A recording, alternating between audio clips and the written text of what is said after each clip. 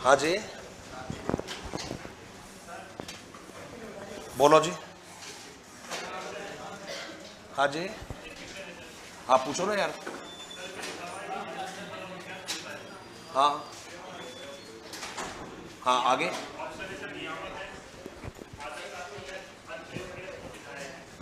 यार पता है क्या, इसके जो आंसर है, इसके आंसर कई सही है इसके। ये प्रश्न पहले भी मेरे से पूछा है ये, इस प्रश्न में ही प्रॉब्लम है इसमें। दरअसल में ये विधायक भी है, विधायक का मतलब नॉर्मेटिव होता है, नॉर्मेटिव बोलते हैं इंग्लिश में, तो ये नॉर्मेटिव भी होता है, अप्लाइड भी है ये, तो दोनों जवाब सही बनते हैं इसके।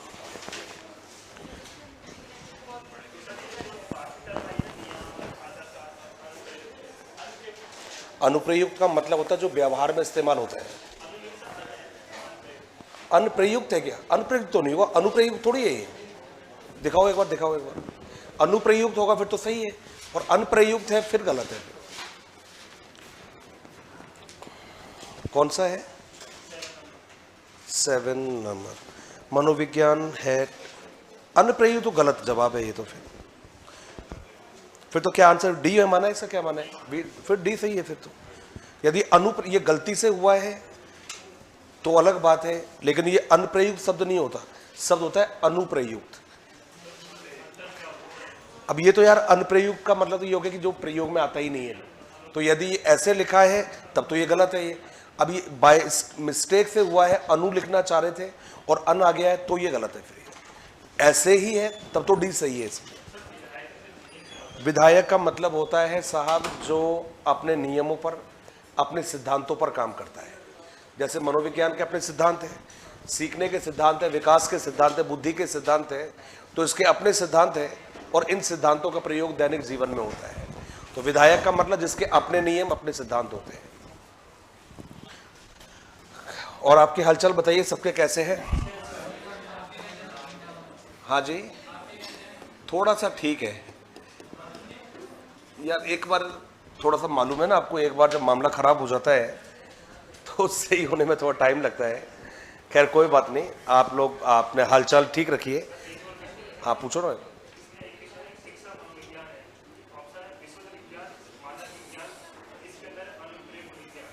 अब देखो यार, इसमें पता है क्या है, ये मानक भी है। मानक का मतलब होता है स्टैंडर्ड, तो ये स्टैंडर्ड भी है। दूसरा कौन सा है? विशुद्ध विज्ञान। ये कहा है, वॉटसन ने कहा है, ये भी सही है। और अनुप्रयुक्त तो होता ही है। अनुप्रयुक्त माना है क्या? माना है जवाब? मैं पहले कह रहा हूं ना आपसे, मैं अनुप्रयुक्त का मतलब होता है जो जीवन में प्रयोग होता है।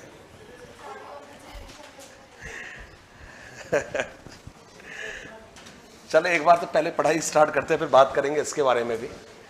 और हाँ जी, ये आपकी दिखाना, मैं कवर पेज दिखाना, इसका कवर पेज कैसा है, इसका क्या लिखा हुआ है इसके ऊपर? प्रयोगशाला सहायक एल। ठीक है ठीक है ठीक है। तो आपने कहा है अधिगम के बारे में, कल मैंने बात स्टार्ट की थी और कल कुछ डेफिनेशन मैंने बताई थी, मुझे याद है मेरे को। सबसे पहले मैंने बताया मॉर्गन किंग के बारे में बताया था, फिर रिली लेविस के बारे में बताया, उसके बाद में शायद मैंने लास्ट में गेट्स के बारे में बताया था, गिलफोर्ड के बारे में शायद मैंने बताया था, गिलफोर्ड के बाद में शायद क्रो के बारे में बात की थी, और इसके बाद में हमारी बातें कंप्लीट हो गई थी। यही था निष्कर्ष, हमने लोगों ने लिख लिया था। उसमें आपने लगभग 7-8 पॉइंट लिखे थे मेरे ख्याल से, 6-7 पॉइंट वो लिखे थे आप लोगों ने। अब देखिए नेक्स्ट जो यहाँ से प्रश्न आता है आपसे, वो प्रश्न पूछा जाता है कि भाई जब हम सीखने की बात करते हैं, जब हम सीखने की प्रक्रिया के बारे में बात करते हैं तो कहते हैं इसके कुछ तत्व होते हैं। अब जवाब ये उठता है कि भाई सीखने की प्रक्रिया के तत्व कौन से होते हैं? तो इसको आप तत्व भी कह सकते हो, इसको आप सोपान भी कह सकते हो, और इसी को आप घटक भी कह सकते हो। तो भाई देखिएगा, प्रक्रिया में तत्व है, सोपान है, घटक है, ये हमने माने हैं। अब कोई आपसे पूछता है कि भाई सीखने की प्रक्रिया में, बड़ा इंपॉर्टेंट प्रश्न है ये और कई दफ़ा एग्जाम में आ रखा है ये, कहते हैं कि हमसे कोई पूछे कि सीखने की प्रक्रिया के तत्व कौन से होंगे, घटक कौन से होंगे, या सोपान कौन से होंगे, तो हम सभी को मालूम है कि सीखने के लिए सबसे पहले उस व्यक्ति का होना ज़रूरी है जो सीखना चाहता है। आपकी बात करूं मैं, जब तक आप नहीं होंगे, जब तक आप में सीखने की इच्छा नहीं होगी, तब तक सीखने का काम स्टार्ट नहीं हो सकता। तो सबसे पहले व्यक्ति ज़रूरी है, और वो व्यक्ति कौन होगा? जो सीखने की इच्छा रखता है, और जो सीखने की इच्छा रखता है उसे आपने क्या नाम दिया है? अभिप्रेरित व्यक्ति। अभिप्रेरित का मतलब होता है मोटिवेटेड पर्सन। जो सीखने की इच्छा रखता है उसको सबसे पहले कहा अभिप्रेरित व्यक्ति। अब जब अभिप्रेरित व्यक्ति है आपके पास में, तो उस व्यक्ति को फिर क्या करना जरूरी है? उसको अनुक्रिया करना जरूरी है। आप कहोगे सर अनुक्रिया किसे कहते हैं? रिस्पॉन्स को कहते हैं। तो इसको आप अनुक्रिया भी कह सकते हो, इसको आप कार्य भी कह सकते हो। सबसे पहले वो व्यक्ति जरूरी है जो सीखना चाहता है। सीखने वाले व्यक्ति को क्या करना जरूरी है? कार्य कह सकते हो आप, कि उसको कार्य करने होंगे। अब वो जब कार्य करेगा तो रास्ते में बाधाएं आएगी, रुकावटें आएगी। मैं आपकी बात करूं, यदि आप नौकरी लगना चाहते हो, आपकी नौकरी लगने की इच्छा है, इसका मतलब आप कौन हो? मोटिवेटेड हो। आप चाहते हो भाई आपको नौकरी मिले, सफलता मिले, कामयाबी मिले। अब आप क्या करोगे? रिस्पॉन्स करोगे, अनुक्रिया करोगे। तो जब आप अनुक्रिया करोगे, कार्य करोगे, तब आपके सामने क्या आएगी? बाधाएं आएगी, रुकावटें आएगी। अब दो तरीके होते हैं, या तो हम रुकावटों के आगे झुक जाए कि यार बोला ये तो मेरे से नहीं हो पाएगा, ये तो मेरे से नहीं हो पाएगा, ये मैं कर ही नहीं सकता, ये मैं कभी सोच ही नहीं सकता इसको करने की। वो बाधा आपके सामने आएगी। बाधा यदि दूर करनी है तो उसका तरीका रहेगा, आपको सही कार्य करना होगा। और जो सही अनुक्रिया है, इसको आपने कहा भाई सही अनुक्रिया कहा आपने। आपको सही व्यवहार करना होगा जिससे आपकी प्रॉब्लम दूर हो जाए। तो जब आपने कहा बाधा आएगी, बाधा आने के बाद में आप सही अनुक्रिया करोगे, और जब सही अनुक्रिया आप कर दोगे तो बेहद ज़्यादा ज़रूरी है उसके बाद में क्या मिलेगा? फिर आपको पुनर्वलन मिलेगा। आपको दरअसल में पुनर्वलन को इंग्लिश में रिइंफोर्समेंट कहते हैं, और रिइंफोर्समेंट का मतलब है आपको प्रोत्साहन मिलेगा। आपको अच्छा महसूस होगा कि देखो मैंने यार बाधा को दूर कर दिया, मैंने समस्या को दूर कर दिया मैंने। तो उसको क्या नाम दिया आपने? पुनर्वलन। पुनर्वलन का मतलब हुआ एक सुखद एहसास है, अच्छा एहसास है। आपको अच्छा लगा कि मेरी प्रॉब्लम दूर हो गई, मजा आ गया मेरे को। तो ये जो फील आ रहा है ना आपके अंदर, मजा आ गया मेरे को, वो क्या है? पुनर्वलन। लेकिन जरूरी नहीं है कि हमेशा पुनर्वलन पॉजिटिव हो, कई बार नेगेटिव भी होता है। जैसे कि क्लास में कोई टीचर आपसे कह रहा है भाई आप बहुत अच्छे हो, आप क्योंकि आप पढ़ते हो, इसलिए आप बहुत अच्छे हो क्योंकि आप रिवीजन करते हो, आप बहुत अच्छे हो क्लास में रेगुलर आते हो, आप बहुत अच्छे हो क्योंकि रिस्पॉन्स करते हो आप। ये क्या है आपके लिए? पुनर्वलन है। कौन से वाला? सकारात्मक, पॉजिटिव है ये। लेकिन कई बार ऐसा भी तो हो सकता है टीचर आपकी के लिए बोल रहा है यार आप लेजी हो, आप लोग लेजी हो, आप लोग तो ध्यान से सुनते ही नहीं हो, आप तो बातें करते रहते हो, आप तो। ये भी क्या है? पुनर्वलन है ये। कौन से वाला? नेगेटिव। तो ये दोनों ही हो सकते हैं। ये पुनर्वलन नेगेटिव भी हो सकता है और ये पॉजिटिव भी हो सकता है। सीधी सी बात है, आपकी तारीफ हो रही है तो पॉजिटिव, और आपकी क्रिटिसाइज यदि हो रहा है तो नेगेटिव। तो अब देखिए साहब, सही अनुक्रिया किया, आपको क्या मिला? पुनर्वलन मिला। नेगेटिव या पॉजिटिव? पॉजिटिव मिलेगा क्योंकि आपकी प्रॉब्लम दूर हुई है, इसलिए। इसके बाद में आपको मिलेंगे अनुभव मिलेंगे, और उसको कहा आपने अनुभवों का संगठन।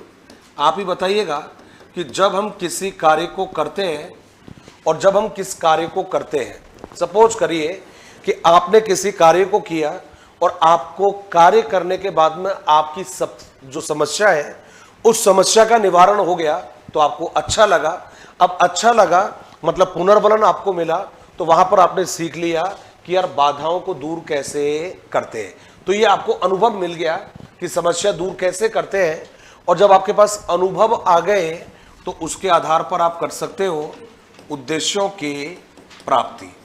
तो देखो भाई, कुल मिलाकर यदि हम बात करें तो यदि कोई आपसे कहता है कि सीखने की प्रक्रिया के तत्व या सोपान कौन से होते हैं, तो सबसे पहले क्या जरूरी है?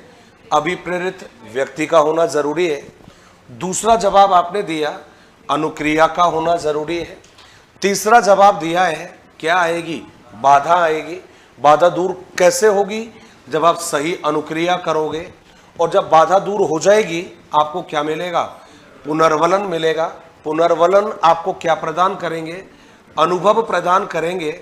और अनुभवों से आप क्या करोगे? उद्देश्यों की प्राप्ति। अब प्रश्न दो तरह से पूछा जाएगा, ध्यान रखना है आपको। या तो इनका सीक्वेंस पूछेगा आपसे, आपको 4 ऑप्शनों में इनका सीक्वेंस दे देगा, एक में गलत दे दिया, 2 में गलत दे दिया, 3 में गलत दे दिया, एक में इनका सीक्वेंस आपको सही दे दिया, और आपसे पूछेगा कि साहब अधिगम की प्रक्रिया का सही क्रम है, अधिगम की प्रक्रिया के सोपानों का सही क्रम है, तो आपको इनमें सही सेट करना है। या क्या करेगा? आपको पूछेगा कि भाई निम्न में से कौन सा अधिगम की प्रक्रिया का तत्व नहीं है, तो वहां क्या करेगा? 3 आपको सही देगा, एक कोई गलत आपको डाल देगा, और आपको उसको पहचानना है। तो ये तो क्या हुए? अधिगम की प्रक्रिया के सोपान या घटक। एक बार इनको लिखते हैं, फिर हम बात करेंगे सीखने को प्रभावित करने वाले कारकों के बारे में। हेडिंग रहेगा आपका अधिगम की प्रक्रिया के सोपान,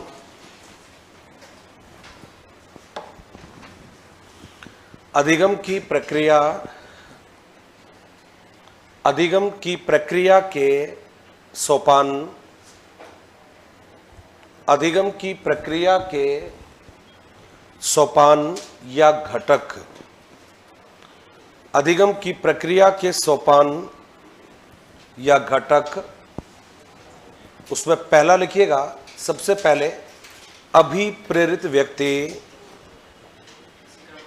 हाँ जी, एग्जैक्टली ऐसे लिखना है क्रम में, सीक्वेंस में। आपको पहला है अभिप्रेरित व्यक्ति, जैसे मैंने लिख रखा है एग्जैक्टली वैसे ही लिखना है आपको।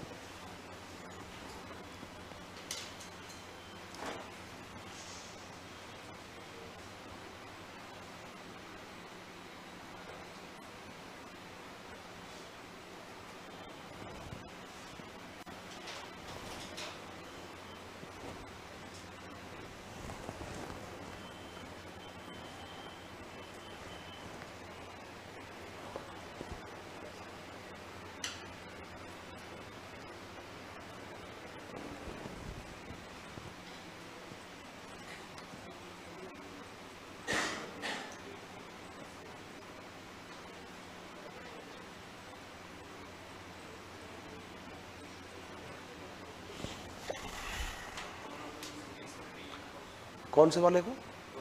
रिइंफोर्समेंट।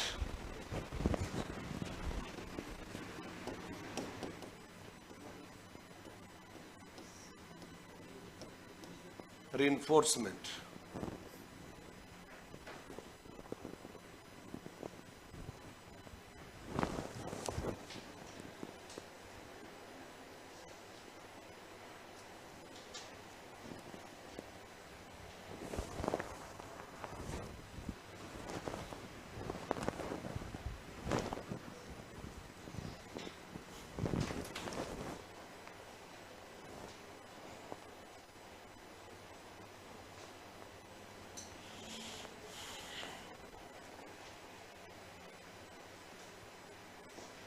लिखा आप सभी ने? नेक्स्ट हेडिंग बना दीजिएगा, अधिगम के प्रकार,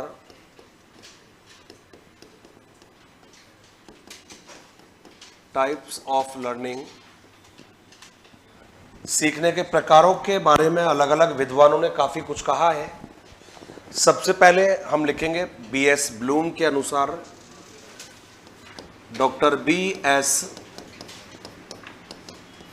ब्लूम के बारे में काफ़ी इंपॉर्टेंट है, एग्जाम में आ रखा है ये, कि बीएस ब्लूम ने सीखने के कितने प्रकार बताए हैं। तो जब हम बात करेंगे डॉक्टर बीएस ब्लूम के बारे में, इन्होंने सीखने के 3 प्रकार बताए हैं। पहला है ज्ञानात्मक, दूसरा क्या है? भावात्मक, और थर्ड वाला कौन सा है? तो जवाब है क्रियात्मक। ज्ञानात्मक, भावात्मक और क्रियात्मक। जब आपसे पूछोगे भाई ज्ञानात्मक किसे कहते हैं, कहते साहब ये वो सीखना होता है जो बच्चों की मानसिक शक्तियों का विकास करता है, या जिसके आधार पर बच्चों की मानसिक शक्तियां विकसित होती है, उसको आपने नाम दिया है ज्ञानात्मक। बीएस ब्लूम कहता है कि एक बालक 3 प्रकार से ज्ञान प्राप्त करता है, और वो 3 प्रकार कौन से होते हैं। तो ये पहला जो नाम बताया इन्होंने, शायद मैंने बताया भी होगा शायद आप लोगों को, वो पहला कौन सा है, प्रत्यक्षात्मक। प्रत्यक्षात्मक सीखना किसे कहते हैं, जब हम हमारी इंद्रियों के माध्यम से, जब हम हमारी ऑर्गेन्स के माध्यम से सीखते हैं, वो क्या कहलाता है, प्रत्यक्षात्मक कहलाता है। जैसे कि आपने देखकर सीखा, जैसे कि आपने सुनकर सीखा, जैसे आपने किसी को स्मेल के आधार पर पहचाना, जैसे कि वस्तु को आपने टेस्ट के आधार पर पहचाना, जैसे किसी वस्तु को आपने टच करके पहचाना, वो क्या रहेगा, प्रत्यक्षात्मक। तो इसको कहा जाता है भाई इंद्रियों के द्वारा सीखना या इंद्रियों द्वारा अर्जित ज्ञान, इंद्रियों द्वारा सीखना। ये पहला एग्जाम्पल है आपका, और ये जो पहला एग्जाम्पल है इसी को आपने नाम दिया है प्रत्यक्षात्मक। दूसरा जो जवाब है आपका, जिसको प्रत्यक्षात्मक के अलावा आपने सेकंड कहा है, और सेकंड में जब आपने नाम दिया वो है आपका प्रत्यात्मक।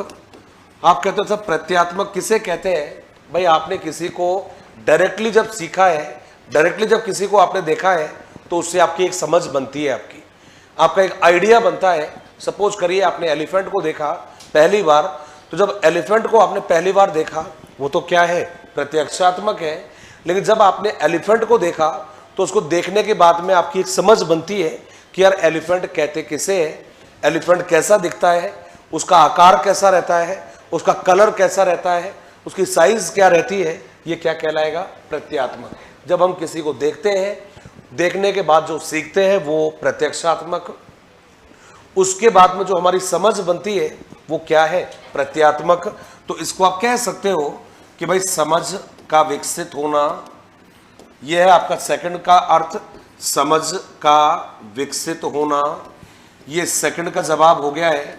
और यदि कोई आपसे कहता है कि भाई थर्ड हम किसे कहते हैं, तो जब थर्ड का नाम लेंगे तो इसका जवाब है आपका साहचर्यात्मक।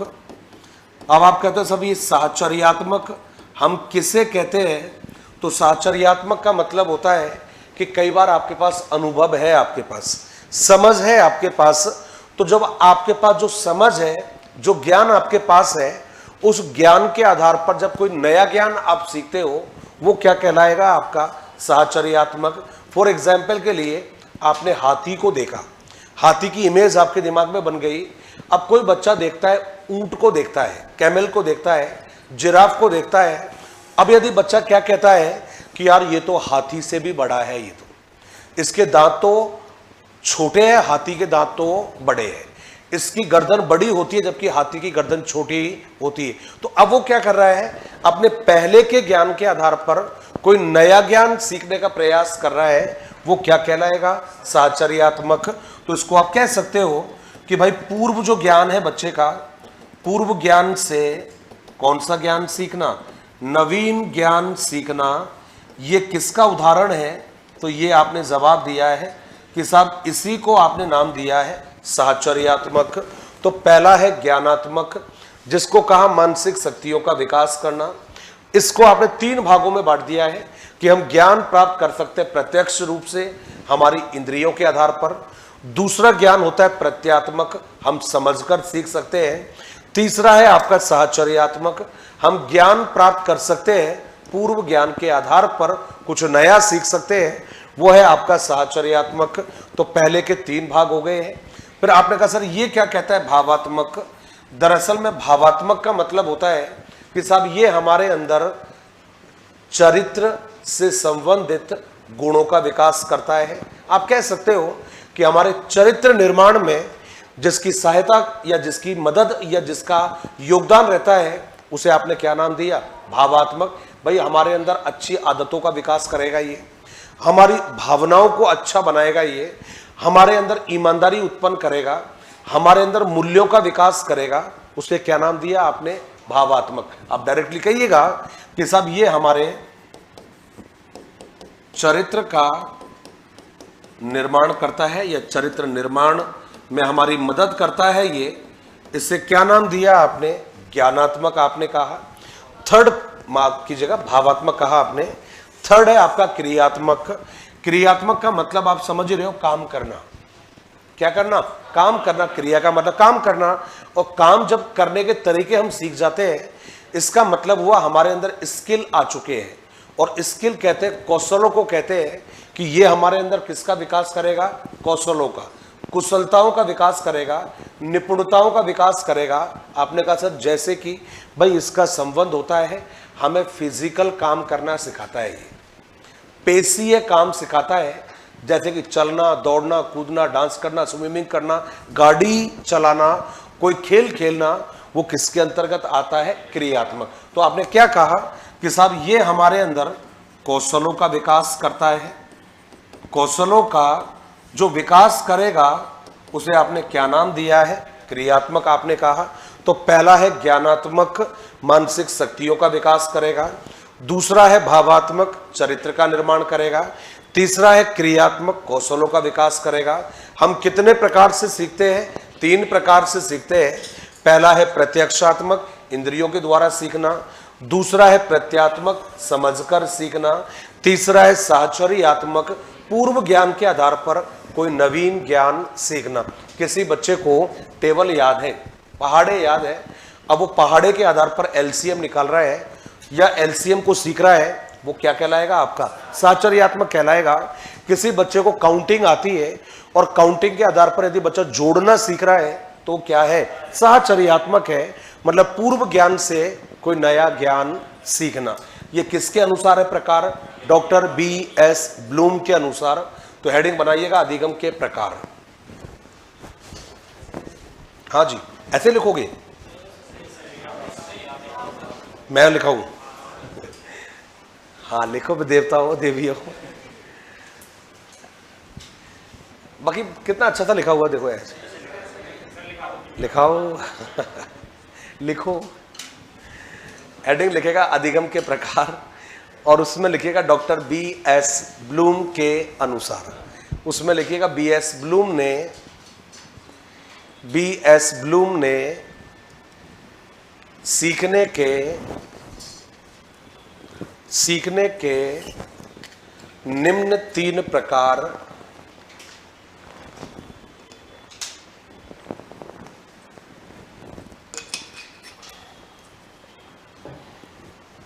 बताए हैं।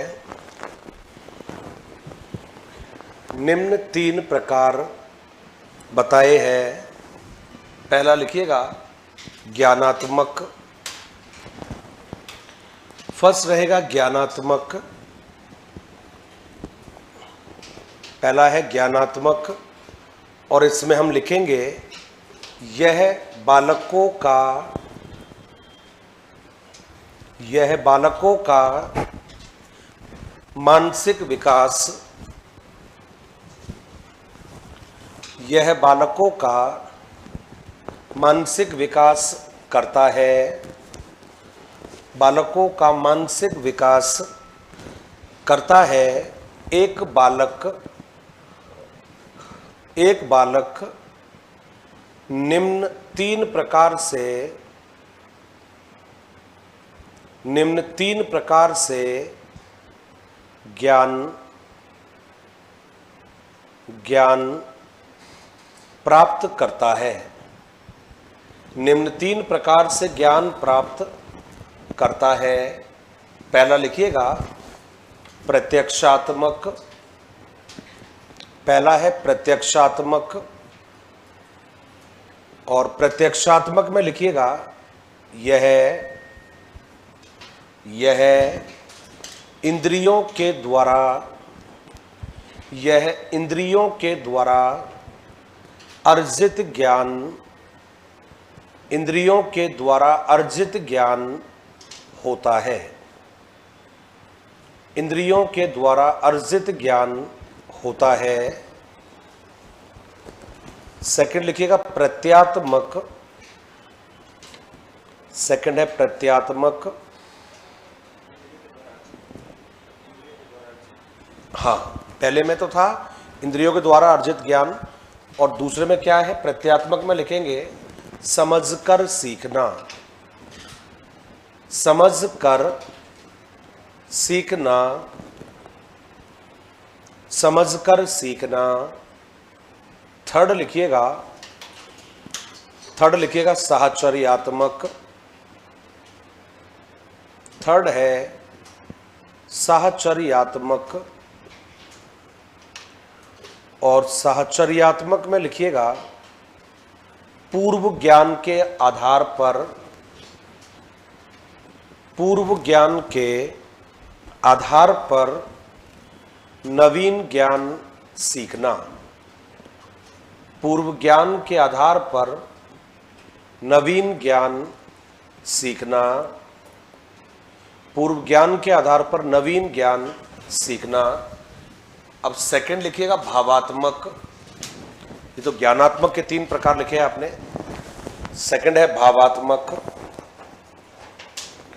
और भावात्मक में लिखिएगा यह बालकों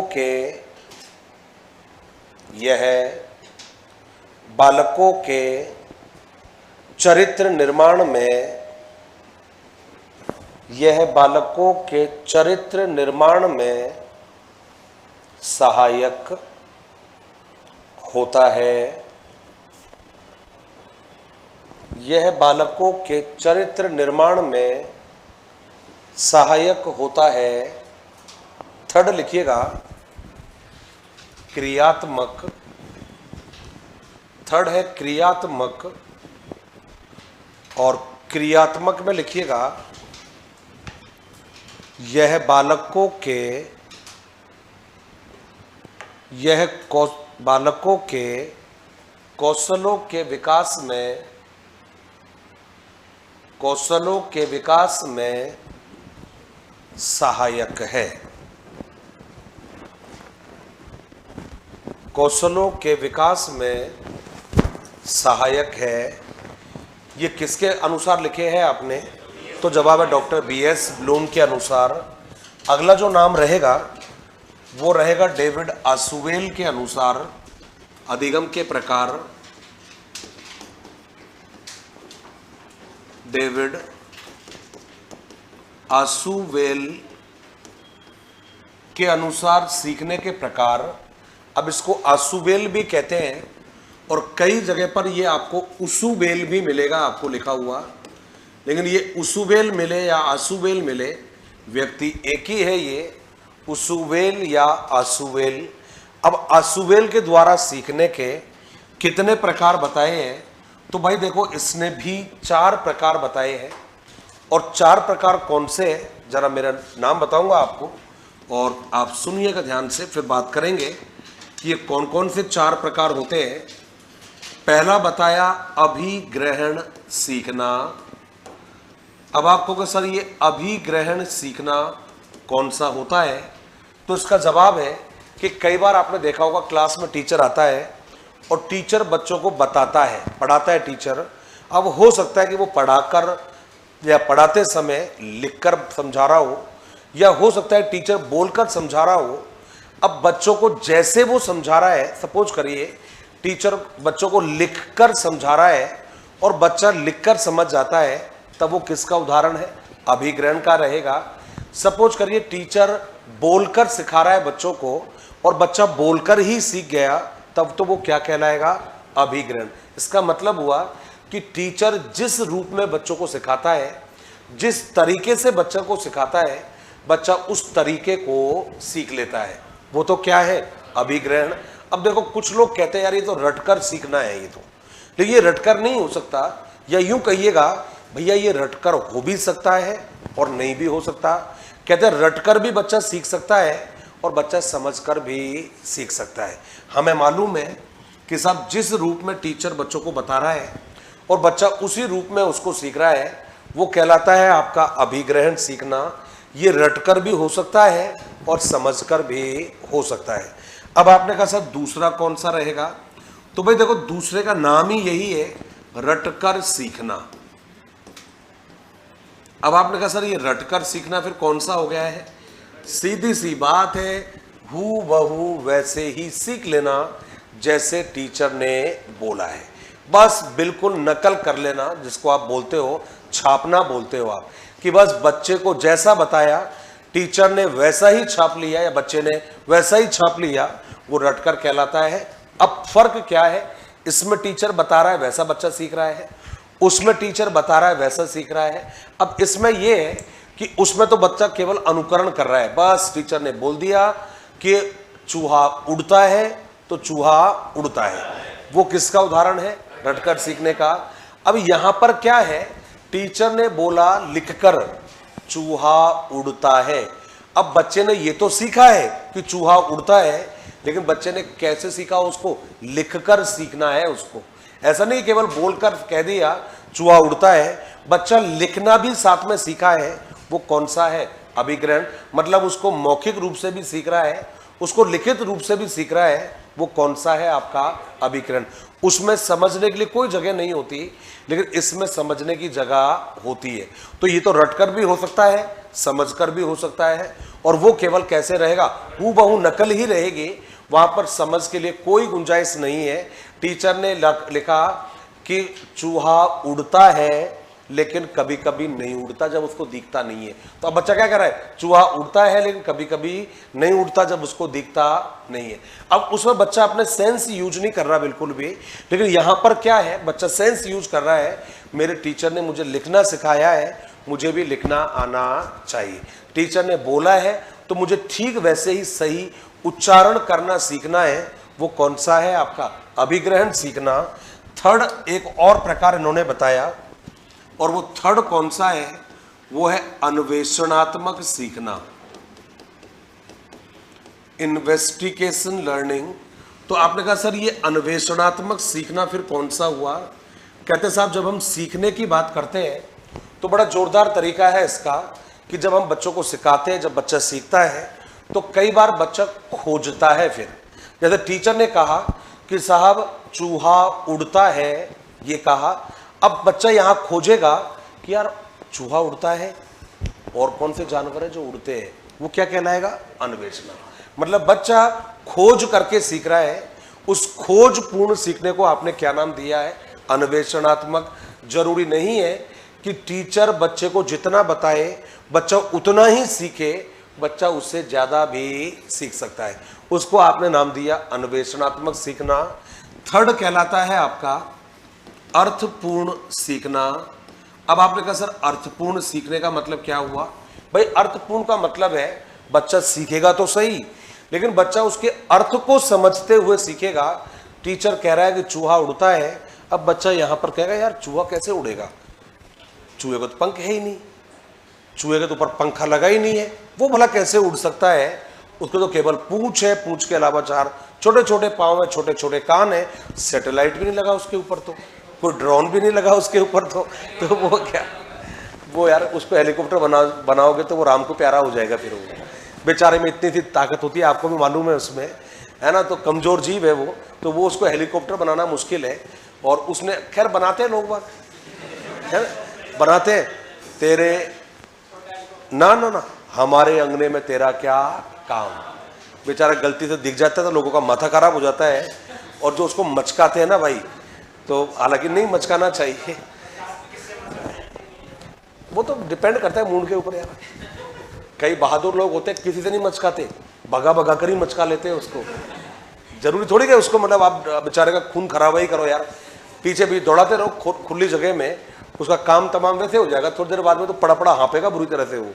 तो कोई जरूरी नहीं है कि आप लाठी और भाटा ही बजाओ उसमें, दौड़ा लो बेटे को, दौड़ाने के बाद में ऐसा घबराएगा कि दोबारा उस आंगन में पैर रखने की नहीं, वो भी कहेगा अरे भाई तू मुझे मार दे, इससे अच्छा तो बस मुझे भगा मत। लोग बेहोश कर देते भगा भगा कर, फिर पानी के छींटे मारते हैं उसके ऊपर, फिर बेचारे को होश आता है उसको, फिर उसको होश आते फिर बोला चल हो जाए स्टार्ट, है ना। ये मैंने पहली बार देखा था, मैंने जब हम दिल्ली में रहते थे तो हमारे पास में एक चाय वाला था, बिहारी था वो, तो ये बड़े तेज होते बिहारी। तो ये क्या करते कि उनका नीचे बेसमेंट में सोते थे, वो खाने का सामान भी उनका उन्हीं में था, बहुत बड़ा बेसमेंट था, उसके ऊपर मल्टी स्टोरी बिल्डिंग थी। तो अब वो चूहे तो आएंगे, सीधी सी बात है, कहीं से भी निकल के आ जाएगा, घरों में आ जाते हैं, बेसमेंट तो बहुत छोटी चीज़ होती है।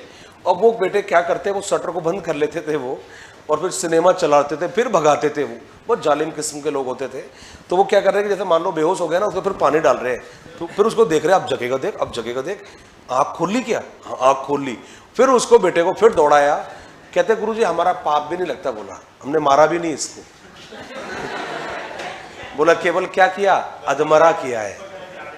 तो ऐसे थे, कई लोग थे, हम लोग दिल्ली में थे तो, और एक श्रीमती डॉगी ने कुछ बच्चे दिए थे, तो छोटे छोटे बच्चे खैर किसी के भी हो, आपको ध्यान अच्छे लगते हैं, किसी भी जानवर के बच्चे हो, इंसान के जरूरी नहीं अच्छे लगे। तो कुछ दिनों के बाद में मैंने देखा कि हम सब ने देखा, चाय साथ में पीने जाते थे, तो कुछ दिनों बाद में हमने देखा कि जो बच्चे थे डॉगी वाले, वो धीरे धीरे कम होने लग गए थे। 6-7 बच्चे नॉर्मली जन्म देती है, ये 8 के लगभग भी देते हैं। तो धीरे धीरे उनकी संख्या कम होने लगी। तो ये हमारे जो नॉर्थ ईस्ट वाले कलाकार होते हैं ना, ये उनके काम थे। तो धीरे धीरे कम होने लगे वो। तो जब कम होने लगे तो देखा हमने वहाँ पर, और क्या देखा कि उनकी जो संख्या थी वो कम होने लगी। तो जब संख्या कम हुई तो शाम की टाइम बड़ी गंदी स्मेल आती थी। तो दिमाग में कुछ क्लिक नहीं किया कि ये होता क्या है, ये बहुत गंदी बदबू, रुका नहीं जाता था, मतलब फेस को बांध के फिर घरों में रुकना पड़ता था, कॉलोनी भी सराउंडिंग थी। तो समझ में नहीं आया कि क्या हुआ। तो किसी ने ज्ञान दिया कि ये बेटे डॉगी के बच्चों को ले जाते हैं और सल्टा देते हैं ये। तो फिर हद तो तब हुई जब एक दिन डॉगी का बच्चा एक इमारत से गिर गया था इवनिंग के टाइम पर। तो वो उसी जगह पर डेथ हो गई थी उसकी। तो उसको लोगों ने क्या किया, उठा के साइड में रख दिया था, मतलब बीच रोड से थोड़ा साइड कर दिया कि वो आएंगे, स्वीपर आएंगे, वो अगले दिन उठाकर लेके चले जाएंगे। एक ने कहा कि देखना बेटा अभी रात को ही गायब होएगा ये। तो विश्वास नहीं हुआ, बोला पक्का देखना। तो हम सब छत पर छुप के देख रहे थे हम लोग। तो वो आए, वही कंबल ओढ़कर, दाएं देखा, ऐसे किया, वैसे किया, ऐसे किया, वैसे किया, और तुरंत उठाया और चले गए। और 1 घंटे बाद में वही गंदी स्मेल। इसका मतलब हुआ कि कुछ लोग होते हैं, आप समझ गए आप लोग, जिनका खान पान और जिनका लाइफ स्टाइल बहुत अजीब होता है। लेकिन हमने तो ये कहा है यहाँ पर कि यदि चूहा उड़ता है तो सामने वाला दिमाग लगा रहा है कि यार उड़ने के लिए तो कुछ पंख चाहिए, कोई इसी प्रकार की चीज़ें चाहिए। जब चूहे के पास में इस तरह का कोई डिवाइस नहीं है तो भला वो उड़ेगा कैसे वो। तो जब इस तरह का लॉजिक बच्चा लगा रहा है, उसे आपने क्या नाम दिया है, अर्थपूर्ण। तो अर्थ को समझते हुए सीखना। कहते साहब अर्थ में निहित जो सिद्धांत रहता है, नियम होता है, उसको खोजकर सीखना। अगला कहता है कि जैसे विषय वस्तु को कक्षा में प्रस्तुत किया उसे हुबहू वैसा का वैसा ही सीख लेना। और अगला कहता है अभिग्रहण सीखना। यदि टीचर ने लिखकर बच्चों को बताया, बच्चा लिखकर समझ रहा है। बोलकर यदि टीचर ने बताया, बच्चा बोलकर सीख रहा है। ये रटकर हो भी सकता है और समझकर भी हो सकता है। ये केवल अंधानुकरण होता है, आंख बंद के अनुकरण किया जाता है। जब हम इसकी बात करेंगे, इसमें बच्चा क्या करता है, विषय वस्तु में यदि कोई नियम छिपा हुआ है, उस नियम को बच्चा खोजता है। और अर्थपूर्ण में होता है कि बच्चा उसके भाव को समझते हुए, उसके अर्थ को समझते हुए बच्चा सीखना स्टार्ट करता है। तो कोई पूछे आपसे, आसुबेल ने सीखने के कितने प्रकार बताए? 4 प्रकार बताए। पहला है अभिग्रहण, दूसरा है रटकर, तीसरा है अन्वेषणात्मक, और चौथा कौन सा है, अर्थपूर्ण। तो हेडिंग बनाइएगा, डेविड आसुबेल के अनुसार सीखने के प्रकार, और इसमें लिखिएगा डेविड आसुबेल ने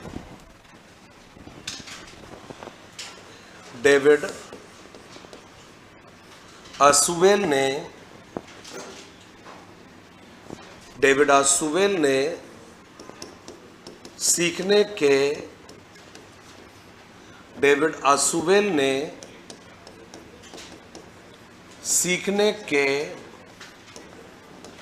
निम्न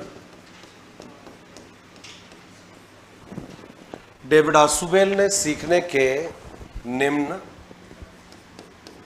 4 नियम बताए हैं। 4 नियम बताए हैं। पहला लिखेंगे अभिग्रहण सीखना, अभिग्रहण सीखना, अभिग्रहण सीखना। इसमें लिखेंगे शिक्षक विषय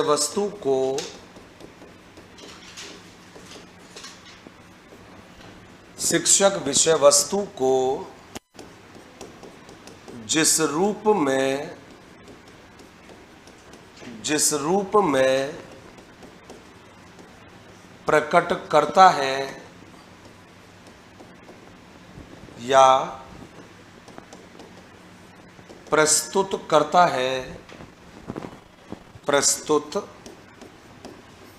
करता है उसे उसी रूप में सीखना, जैसे लिखकर बोलकर सीखना।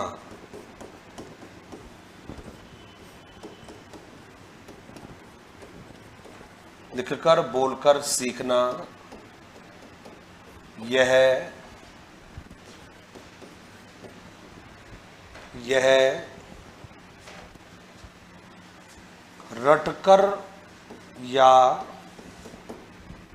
यह रटकर या समझकर सीखना होता है। यह रटकर या समझकर सीखना होता है। नेक्स्ट रहेगा रटकर सीखना। नेक्स्ट है रटकर सीखना। इसमें लिखेंगे शिक्षक जिस रूप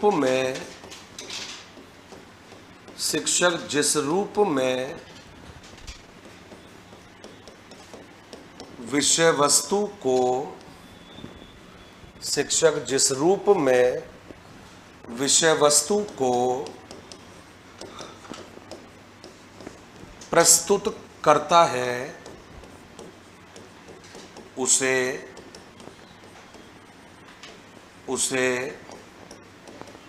उसी रूप में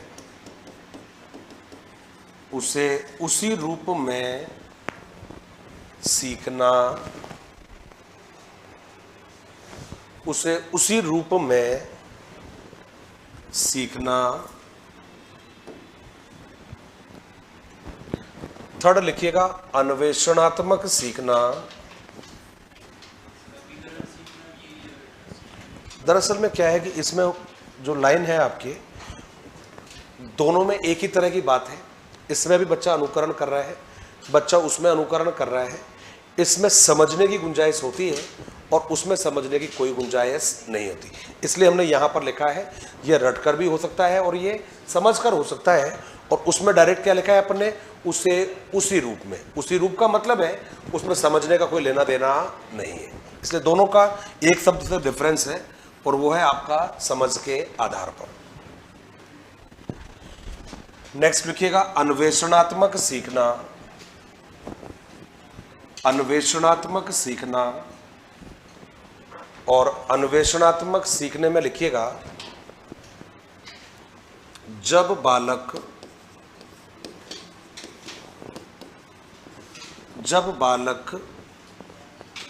विषय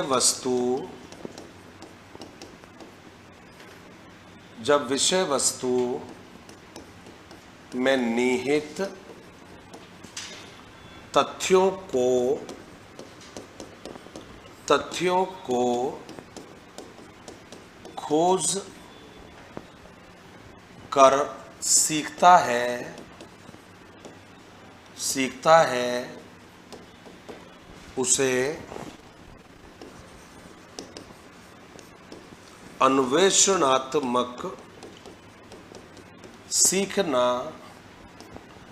उसे अन्वेषणात्मक सीखना कहते हैं। उसे अन्वेषणात्मक सीखना कहते हैं।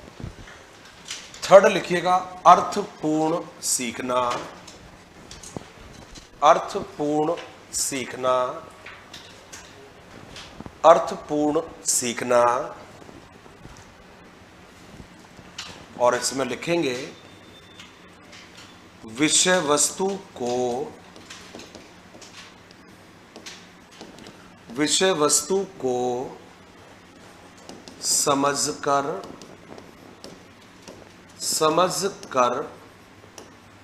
सीखना, विषय वस्तु को समझकर सीखना अर्थपूर्ण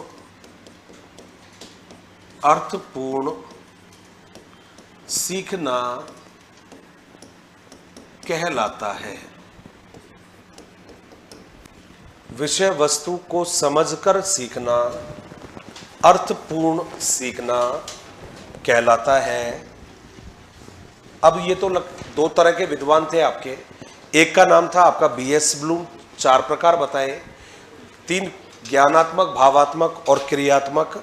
जब आपने उसुवेल कहे 4 प्रकार बताए, पहला आपने कहा अभिग्रहण, रटकर, अन्वेषणात्मक और अर्थपूर्ण। अब देखिए यहां पर जो प्रश्न आपसे पूछा जाना है, बड़ा जोरदार प्रश्न आता है अगले वाला। और ये प्रश्न पूछा जाता है कि साहब सीखने को या फिर अधिगम को प्रभावित करने वाले कुछ कारक होते हैं। और जब कोई आपसे पूछेगा कि साहब सीखने को या अधिगम को प्रभावित करने वाले कारक कौन कौन से होते हैं, मैं रिपीट कर रहा हूं मेरी बात को, अधिगम बच्चे के सीखने को प्रभावित करने वाले कारक तत्व कौन कौन से होते हैं, तो आपको ध्यान रखना है बच्चे के सीखने को प्रभावित करने वाला कोई एक कारक नहीं होता, बहुत सारे कारक होते हैं। आप क्लास में बैठे हो, कोई आपसे कहे या आपसे कोई पूछे कि भाई वे तत्व कौन कौन से होते हैं जो आपके सीखने को प्रभावित करते हैं, तो उसमें एक कारक नहीं होता, उसमें बहुत सारे कारक होते हैं। तो आपने कहा था जैसे कि, तो भाई देखिएगा जब हम बात करते हैं बच्चों के सीखने को प्रभावित करने वाले कारकों के बारे में, तो आपने सबसे पहले जो जवाब दिया, कहते हैं साहब एज या उम्र सीखने को प्रभावित करती है। आपने कहा सर एज सीखने को प्रभावित करेगी, तो आपका जवाब है 100% करेगी। आपने पूछा कैसे, एक ही पाठ को, एक ही लेसन को, एक ही टॉपिक को जब आप अलग अलग एज के बच्चों को दोगे, तो जिस बच्चे की एज कम होगी उसको सीखने में ज़्यादा समय लगेगा, और जिसकी एज ज़्यादा होगी वो उस पार्ट को जल्दी सीख लेगा। क्लियर है ये बात। एक लेसन को आपने 3री क्लास के बच्चे को दिया, उसी लेसन को आपने 5वीं क्लास के बच्चे को दिया, उसी लेसन को आपने 8वीं क्लास के बच्चे को दिया, कन्फर्म है 3री क्लास का बच्चा सबसे लेट सीखेगा, 5वीं क्लास का बच्चा थोड़ा जल्दी सीखेगा, और 8वीं क्लास का बच्चा उसी पाठ को जल्दी सीखेगा। इसका मतलब हुआ सीखना किससे प्रभावित हुआ, उम्र से हुआ, एज से हुआ। आपने कहा सर और कौन प्रभावित करेगा, तो आपने कहा सर स्वास्थ्य प्रभावित करेगा। आपने कहा सर वो कैसे, भाई देखो जो बच्चे शारीरिक रूप से स्वस्थ होते हैं वो जल्दी सीखते हैं, और जो बच्चे शारीरिक रूप से स्वस्थ नहीं होते वो किसी भी पाठ को जल्दी नहीं सीखते। आपके पेट में दर्द है, आपके सिर में दर्द है, आपके हाथ में दर्द है, आपके पैर में दर्द है, और कोई वहाँ पर सिखा रहा है, आपको सीखने में क्या आएगी, दिक्कत आएगी। आप एक वो है जो बिल्कुल स्वस्थ बैठा हुआ है, वो आराम से सीख लेगा, जल्दी से सीख लेगा। तो आपने कहा भाई हमारा जो शारीरिक स्वास्थ्य है वो सीखने को प्रभावित करता है। दूसरा जवाब है कि साहब सीखने को प्रभावित करती है बुद्धि। कौन प्रभावित करती है, बुद्धि सीखने को प्रभावित करती है। जिन लोगों का आईक्यू लेवल ज़्यादा होता है वो जल्दी सीखते हैं, और जिनका आईक्यू लेवल कम होता है वो धीमी गति से सीखते हैं। आईक्यू लेवल बुद्धि सीखने को प्रभावित करती है।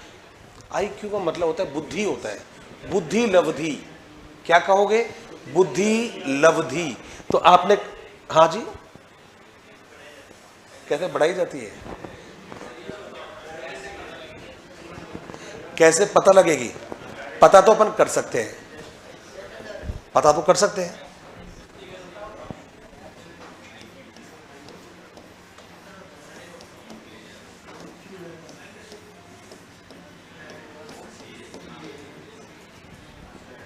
फॉर्मूला है इसके लिए?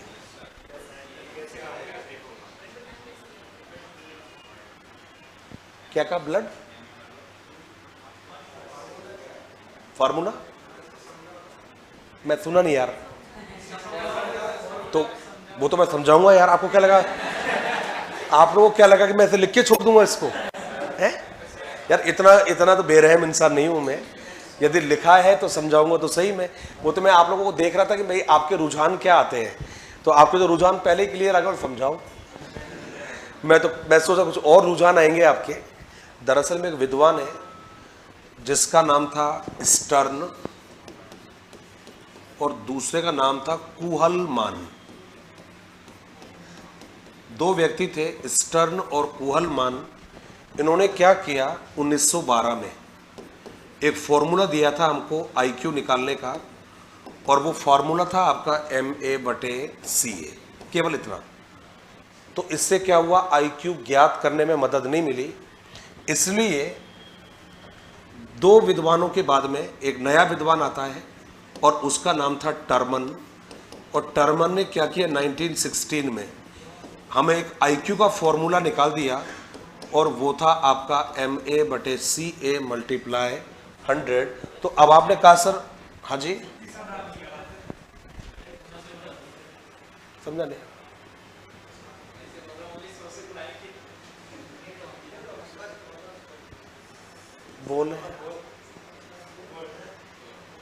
बोलो ना यार।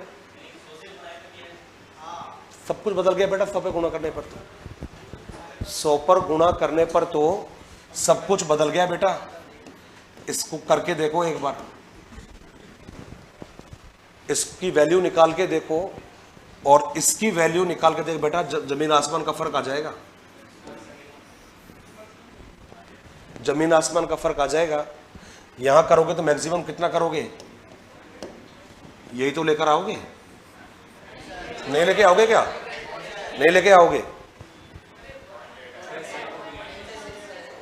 अच्छा, पॉइंट पे जाएगा पक्का ना? Very good. अब मुझे बताइए, ये तो खैर 6 का है इसलिए, लेकिन ऊपर 6 होता और नीचे 5 आता तो ये आंसर सही होता।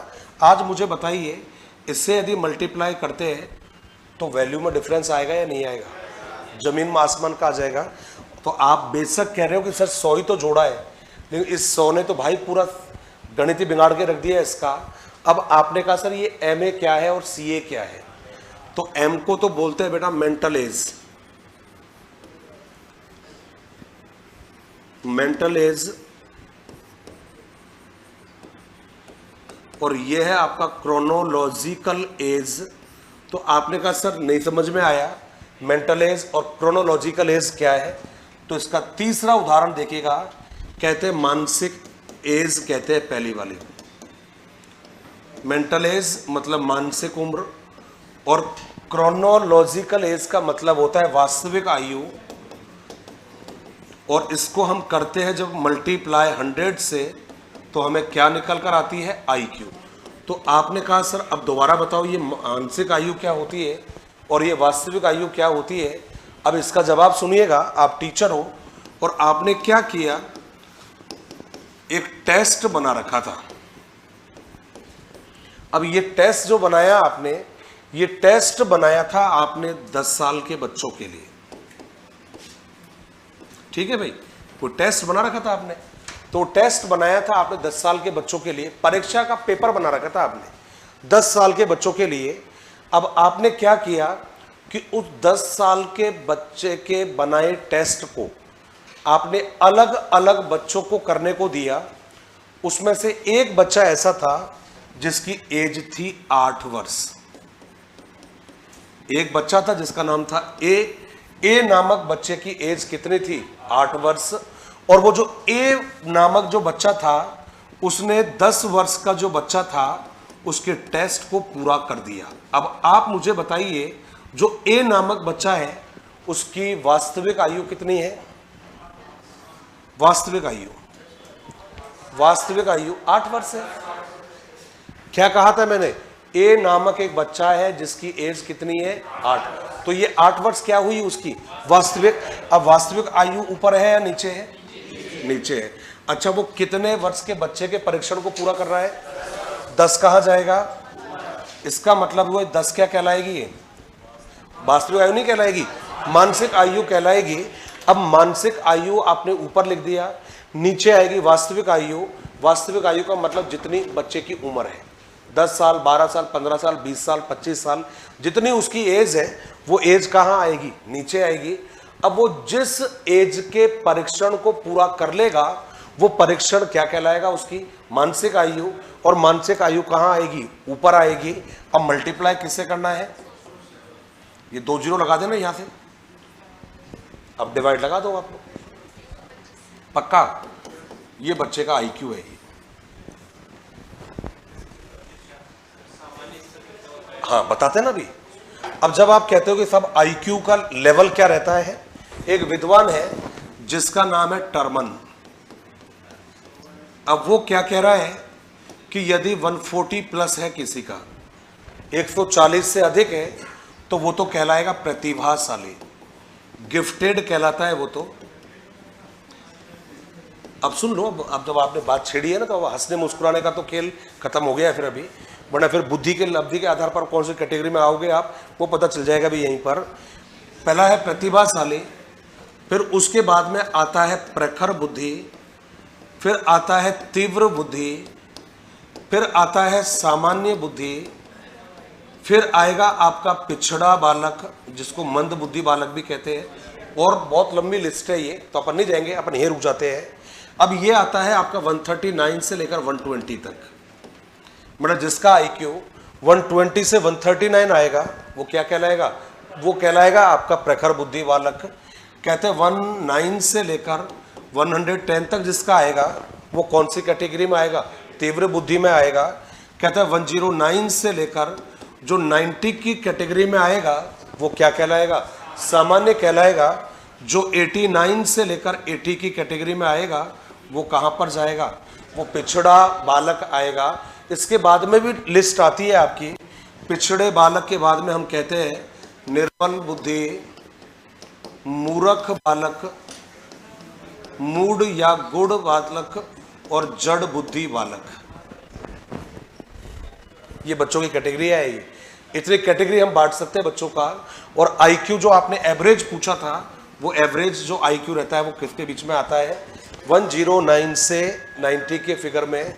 पूरी दुनिया का रिकॉर्ड है ये, मात्र 1% पॉपुलेशन आती है इसमें,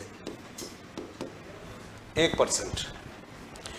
पूरी दुनिया का यदि हम आईक्यू एवरेज निकाल कर देखें, तो 1% लोग कौन सी कैटेगरी में आते हैं? 140 वाली में आते हैं। कहते हैं साहब, जब हम बात करते हैं नेक्स्ट वाले का, तो लगभग ये 5% जो लोग होते हैं, वो कौन सी कैटेगरी में आते हैं? वो जवाब आता है आपका इस वाली कैटेगरी में आते हैं। कहते हैं साहब, जब हम बात करते हैं इस वाली बुद्धि में, तो कहते हैं साहब बहुत कम लोग रहते हैं इसमें। आपने कहा था कितने % लोग रहते हैं? कहते हैं लगभग 4% के लगभग जो लोग रहते हैं, वो कौन सी कैटेगरी में आते हैं? इस वाली कैटेगरी में आते हैं। और सबसे ज़्यादा जो लोग आते हैं, वो लगभग 60% होते हैं, और वो कौन सी कैटेगरी में आते हैं? सामान्य। मतलब सामान्य बुद्धि वाले जो लोग होते हैं, वो सबसे ज़्यादा होते हैं। और सबसे कम यदि बात करें तो कौन सा होता है? प्रतिभाशाली। तो मुझे लगता है कि आप समझ गए होंगे आईक्यू हम कैसे निकालते हैं। और हमने बात जो कही थी आपसे, वो मैंने कहा कि साहब बुद्धि भी सीखने को प्रभावित करती है। जिसका आईक्यू ज़्यादा होगा वो जल्दी सीख लेगा। आईक्यू का मतलब बुद्धि का प्राप्तांक ज़्यादा होगा।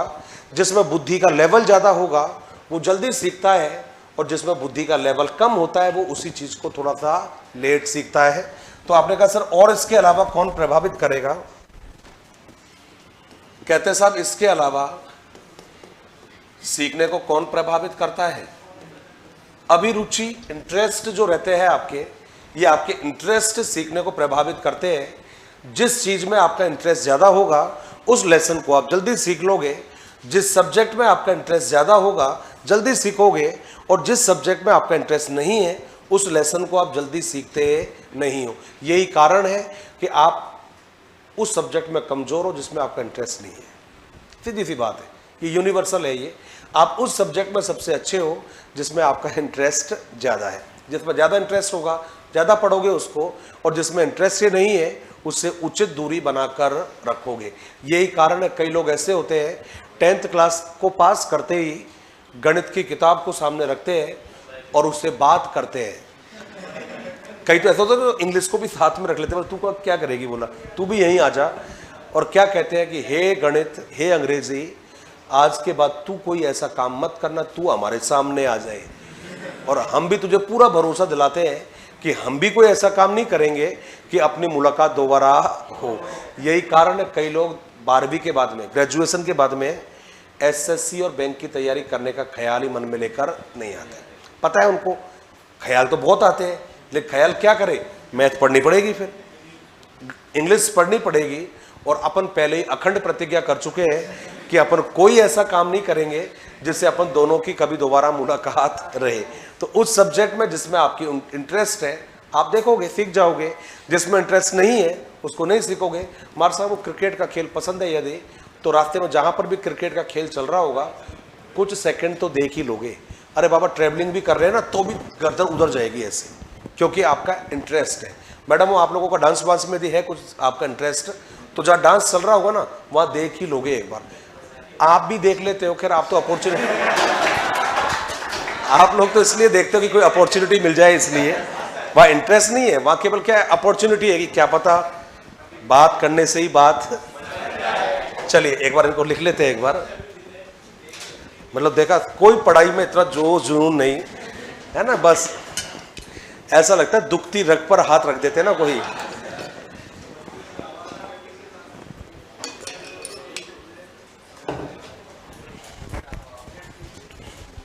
आप जब घर पे होते होंगे मन लगता है, लगता है आप लोगों का?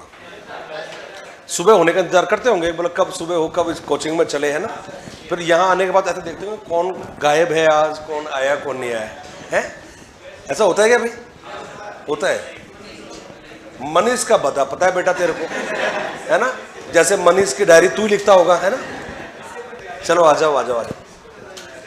सीखने को प्रभावित करने वाले कारक, और पहले कारक में लिखिएगा उम्र या आयु। उम्र या आयु, और इसमें लिखिएगा समान पाठ को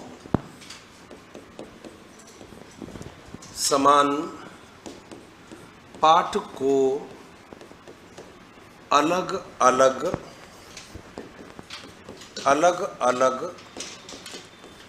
उम्र के बालकों को अलग अलग उम्र के बालकों को देने पर वो बालक पाठ को जल्दी सीखते हैं, जिनकी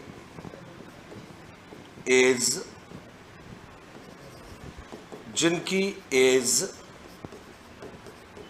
अधिक होती है,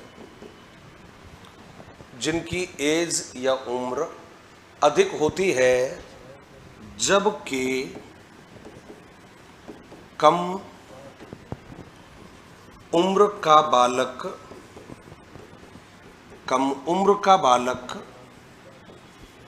उसी पाठ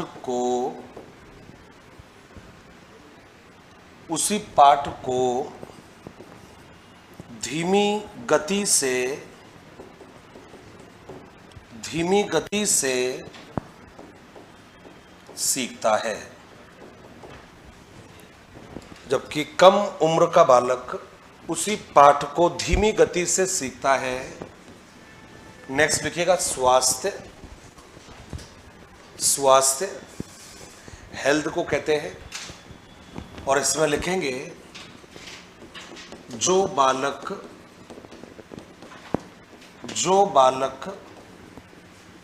शारीरिक,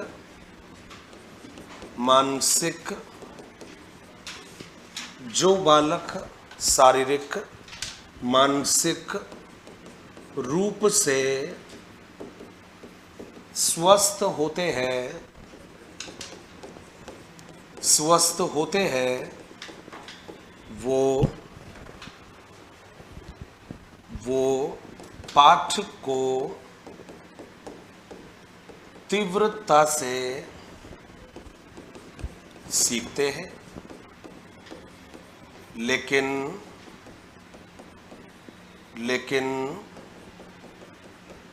जिन बालकों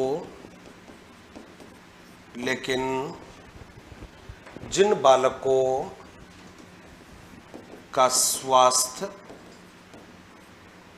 उत्तम नहीं होता वो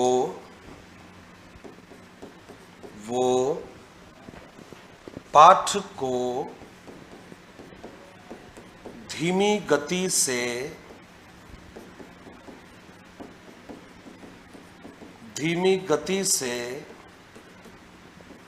सीखते हैं। वो पाठ को धीमी गति से सीखते हैं। नेक्स्ट रहेगा बुद्धि, और बुद्धि में हम लिखेंगे जिन बालकों का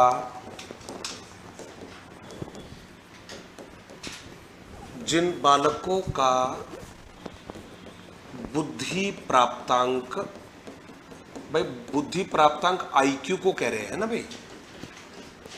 हालांकि हम डायरेक्ट भी बोल सकते हैं जिनका बुद्धि ज्यादा होती है, ऐसे भी कह सकते हैं, लेकिन आपको मैंने आईक्यू बता दिया इसलिए मैंने शब्द लिखा है आईक्यू। अधिक होता है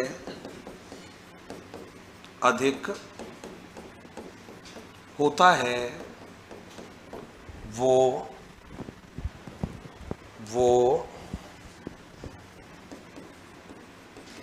शीघ्रता से सीखते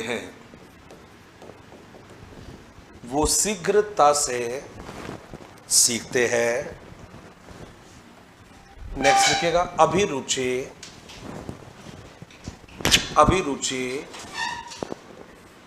और अभिरुचि में लिखेंगे जिन विषयों में बालक की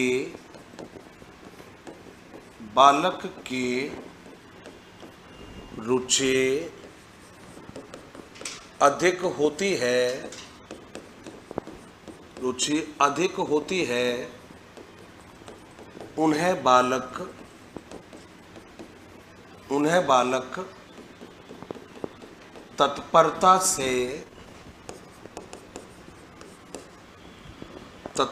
से सीखता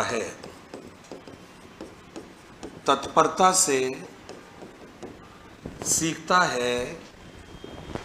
नेक्स्ट जवाब लिखिएगा अभिरुचि के बाद में योग्यता,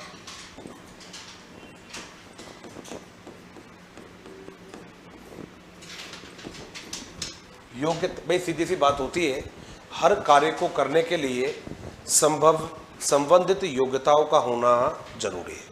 आप यदि गेम खेलना चाहते हो, गेम में अच्छा प्रदर्शन करना चाहते हो, तो आप में शारीरिक रूप से स्वस्थ होना जरूरी है। आप कोई दिमागी कार्य करना चाहते हो, तो आप में दिमागी शक्तियों का होना जरूरी होता है। आप यदि कोई नृत्य वगैरह, गायन वगैरह ये सब करना चाहते हो, तो बहुत ज़्यादा ज़रूरी है आपकी वॉइस बहुत अच्छी होनी चाहिए, और वॉइस के अलावा आपकी बॉडी में फ्लेक्सिबिलिटी का होना ज़रूरी है। तो कहते हैं जिस काम को हम करना चाहते हैं उस काम से संबंधित जो क्षमताएं हैं उनका होना हमारे अंदर ज़रूरी है। अब कोई आप में से कहे कि साहब मैं तो मिल्खा सिंह बनना चाहता हूँ, तो भाई मिल्खा सिंह जैसी स्टेमिना का होना ज़रूरी है। यदि वो नहीं है, आप मिल्खा सिंह नहीं बन सकते। हमारी मैडम कोई कहे भाई हम तो माधुरी दीक्षित बनना चाहते हैं, एक मूवी आई थी बहुत टाइम पहले, मैं माधुरी दीक्षित बनना चाहती हूँ, इसी नाम से आई थी, बन जाओ भाई, लेकिन उस माधुरी दीक्षित जैसा टैलेंट होना जरूरी है। तो यही आपने यहाँ पर कहा है। कहते हैं सब हर कार्य को हर व्यक्ति नहीं कर सकता, उस कार्य से संबंधित क्षमताओं का होना बेहद ज़्यादा जरूरी है। यदि क्षमता है तो कर जाओगे, क्षमता नहीं है तो काम नहीं करोगे। सुनील गावस्कर बहुत बड़ा बैट्समैन है, मालूम है आप लोगों को सुनील गावस्कर का नाम। पूरी दुनिया में चलता है, उसमें क्षमता थी इसलिए वो गावस्कर बना, उसका लड़का तो नहीं बना सुनील गावस्कर। सचिन तेंदुलकर का बहुत बड़ा नाम है, उसका बेटा अर्जुन तो नहीं बना क्रिकेटर बहुत बड़ा, नहीं बना ना। इसका मतलब हुआ कि उनमें संबंधित क्षमताएं नहीं है। जिस व्यक्ति में क्षमता होगी वो आगे बढ़ेगा। ये तो आप सभी को मालूम है, कहा भी है डार्विन साहब ने, भैया जिसमें क्षमता होगी वो आगे बढ़ेगा और जिसमें क्षमता नहीं होगी वो आगे नहीं बढ़ेगा। तो यही कहता है योग्यता का सिद्धांत, कहता है बहुत ज़्यादा जरूरी है कि जो योग्यता होगी व्यक्ति की वो उसके सीखने को प्रभावित करती है। आपने कहा सर और बताइए, एक नाम है, प्योर साइकोलॉजी का वर्ड है ये, और वो है अवधान। क्या है अवधान? अवधान किसे कहेंगे? अटेंशन को कहते हैं। आपको सर अटेंशन कुछ कुछ समझ में आ रहा है, एग्जैक्टली हिंदी में कहते हैं ध्यान। जिस काम में जिस विषय की तरफ हमारा ध्यान होता है हम उसको सीख जाते हैं, और जिसमें हमारा ध्यान नहीं होता, जब हम ध्यान से नहीं बैठते, जब हम ध्यान नहीं लगाते, हमारे सीखने की संभावनाएं कम होती है। आप क्लास में पढ़ रहे थे, छोड़ो क्लास में भी छोड़ो, कई लोगों को हमने देखा है कि ड्राइव कर रहे थे वो, अब ड्राइव करते समय आगे वाले को जाके ठोक दिया, है ना, पीछे वाला तुरंत बोलेगा तेरा ध्यान कहाँ है? अब आप भी क्या करें यार, बोला कुछ नहीं सोच रहा था मैं। इसका मतलब हुआ सावधानी हटी और दुर्घटना घटी। सीखने के लिए हमारे अवधान का, हमारे ध्यान का केंद्रित होना जरूरी है। जब हमारा ध्यान केंद्रित रहता है, फोकस रहता है, हम जल्दी सीखते हैं, और जब हमारा ध्यान केंद्रित नहीं होता तब हम जल्दी सीखते नहीं है। आपने कहा सर और कौन सा कारक है जो सीखने को प्रभावित करता है? वातावरण, एनवायरनमेंट। बेचारे बच्चे हैं, स्कूलों में पढ़ रहे हैं, सरकारी स्कूलों में, अभी इन खैर छुट्टियां पड़ गई खैर इन दिनों में, तो अभी तो खैर, लेकिन सपोज करिए छुट्टियां नहीं पड़ी हुई है, मालूम चला कि गांव के स्कूल में बारात आ गई है। आती है ना भाई? बस बेचारे बच्चे सारे के सारे खिड़कियों के चिपक कर खड़े होंगे, गेट के चिपक कर खड़े होंगे, बार बार में पानी पीने जाएंगे, बोला खाने को ना मिले, कम से कम खुशबू से पेट तो भर के आ जाए। अब आप बताओ यार, ऐसे समय में कोई कहे कि उनको सिखाओ, मुझे तो नहीं लगता कि वो सीख पाएंगे। वो सीखेंगे क्या भाई? बच्चे थोड़े बड़े हैं और सपोज करो दुल्हा और दुल्हन वहीं से निकल रहे हैं, मान लो, जो, हाँ जी, नहीं मैंने कहा निकल रहे हैं वहां से, मैंने ऐसे नहीं बोला यार बेटा आ रहे हैं वहां पे, मैंने तो क्या बोला, निकल रहे। निकलना क्या ऐसे भी तो हो सकता है ना भाई, लड़की वालों का घर स्कूल के पास में ही हो, बिल्कुल ही भाई, संभावना कई सारी होती है ना। आप तो एक चीज पर आके अटक गए। अब सपोज करो कि यदि बाई चांस इन केस भैया बरमाला के टाइम पर, तोरण के टाइम पर, कोई और टाइम होता होगा, उस टाइम पर दूल्हा दुल्हन को किसी ने साथ में देख लिया तो हो गई पढ़ाई उनकी। तो लड़कियां बुराई करेगी लड़की की और लड़के बुराई करेंगे लड़के की। देख उस लंगूर को, देख उसको, है ना, हो गई पढ़ाई उस दिन तो ना पढ़ाई हो रही कोई भी। इसका मतलब हुआ कि सीखने को क्या प्रभावित करता है? वातावरण प्रभाव। अब छोड़ना, तुझे क्या करना लड़कियों को लेकर, तुझे बड़ी मौज आ रही है उसमें, है ना। तेरी शादी होने दे बेटा, तेरी शादी जब होगी ना, जब तेरे सामने ये स्टेज का प्रोग्राम होगा, मैं इन सबको ले आऊंगा इकट्ठा करके इनको, और जब इनसे बोलूंगा मैं, बोलो भाई क्या क्या बोल रहा है तुम लोगों को। तो वातावरण भी सीखने को प्रभावित करता है। यही कारण है कि अभी आप जहां पर भी रह रहे होंगे आप लोग, तो वहां पर भी आपका वातावरण आपके सीखने को प्रभावित करता होगा। शोर शराबा होगा, डिस्टर्ब होगा, आपका पढ़ने में मन नहीं लगेगा। शांत वातावरण है, आसपास में लोग पढ़ते हैं, आपका भी ऑब्वियस सी बात है पढ़ने में मन करेगा। इसी का कारण है कि भाई जो वातावरण है वो सीखने को प्रभावित करता है। और वैसे भी अपन ने तो बात की थी वॉटसन के अनुसार, आप मुझे बच्चा दे दो, मैं उसे कुछ भी बना सकता। पूछा किसके आधार पर? बोला जी वातावरण के आधार पर। आपने कहा सर और भी कुछ कारक है क्या जो सीखने को प्रभावित करते हैं? भैया करता है, और वो है मोटिवेशन।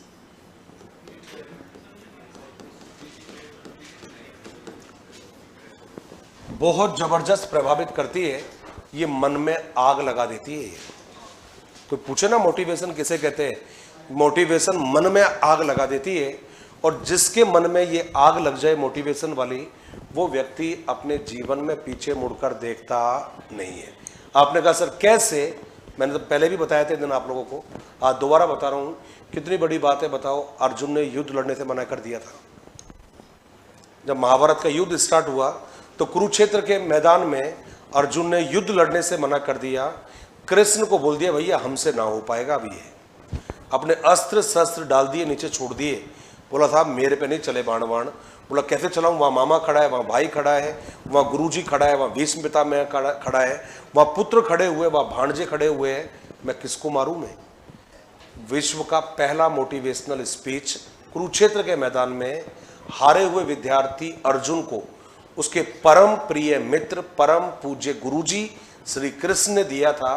और उसी मोटिवेशन का कमाल था, सबको घाट से उतार दिया अगले ने।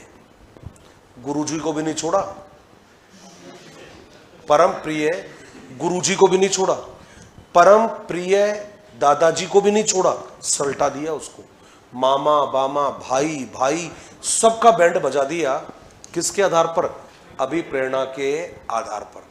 यदि आपके मन में आग लग रही होगी मोटिवेशन वाली, मैं यकीनन कह सकता हूं कि इस बार वैकेंसी में आपका सिलेक्शन पक्का है, क्योंकि फिर आप पढ़ रहे होंगे आप लोग। और यदि मोटिवेशन वाली आग नहीं लग रही होगी, अभी लगा लो, अभी टाइम है। अब ऐसा मत कर देना दादा हो, कहीं जाओ और बीच में पढ़ने बैठ जाओ और चारों तरफ आग लगा कर बैठ जाए कि बोला गुरुजी ऐसे तो आग ना लग रही, गुरुजी ने बोला था, बोला आग लगा लो। पता लगे वहाँ सारा सामान मकान मालिक का ले आए वहाँ पर, और बोला क्या कर रहा है, बोला मोटिवेशन की आग लगा रहा हूँ।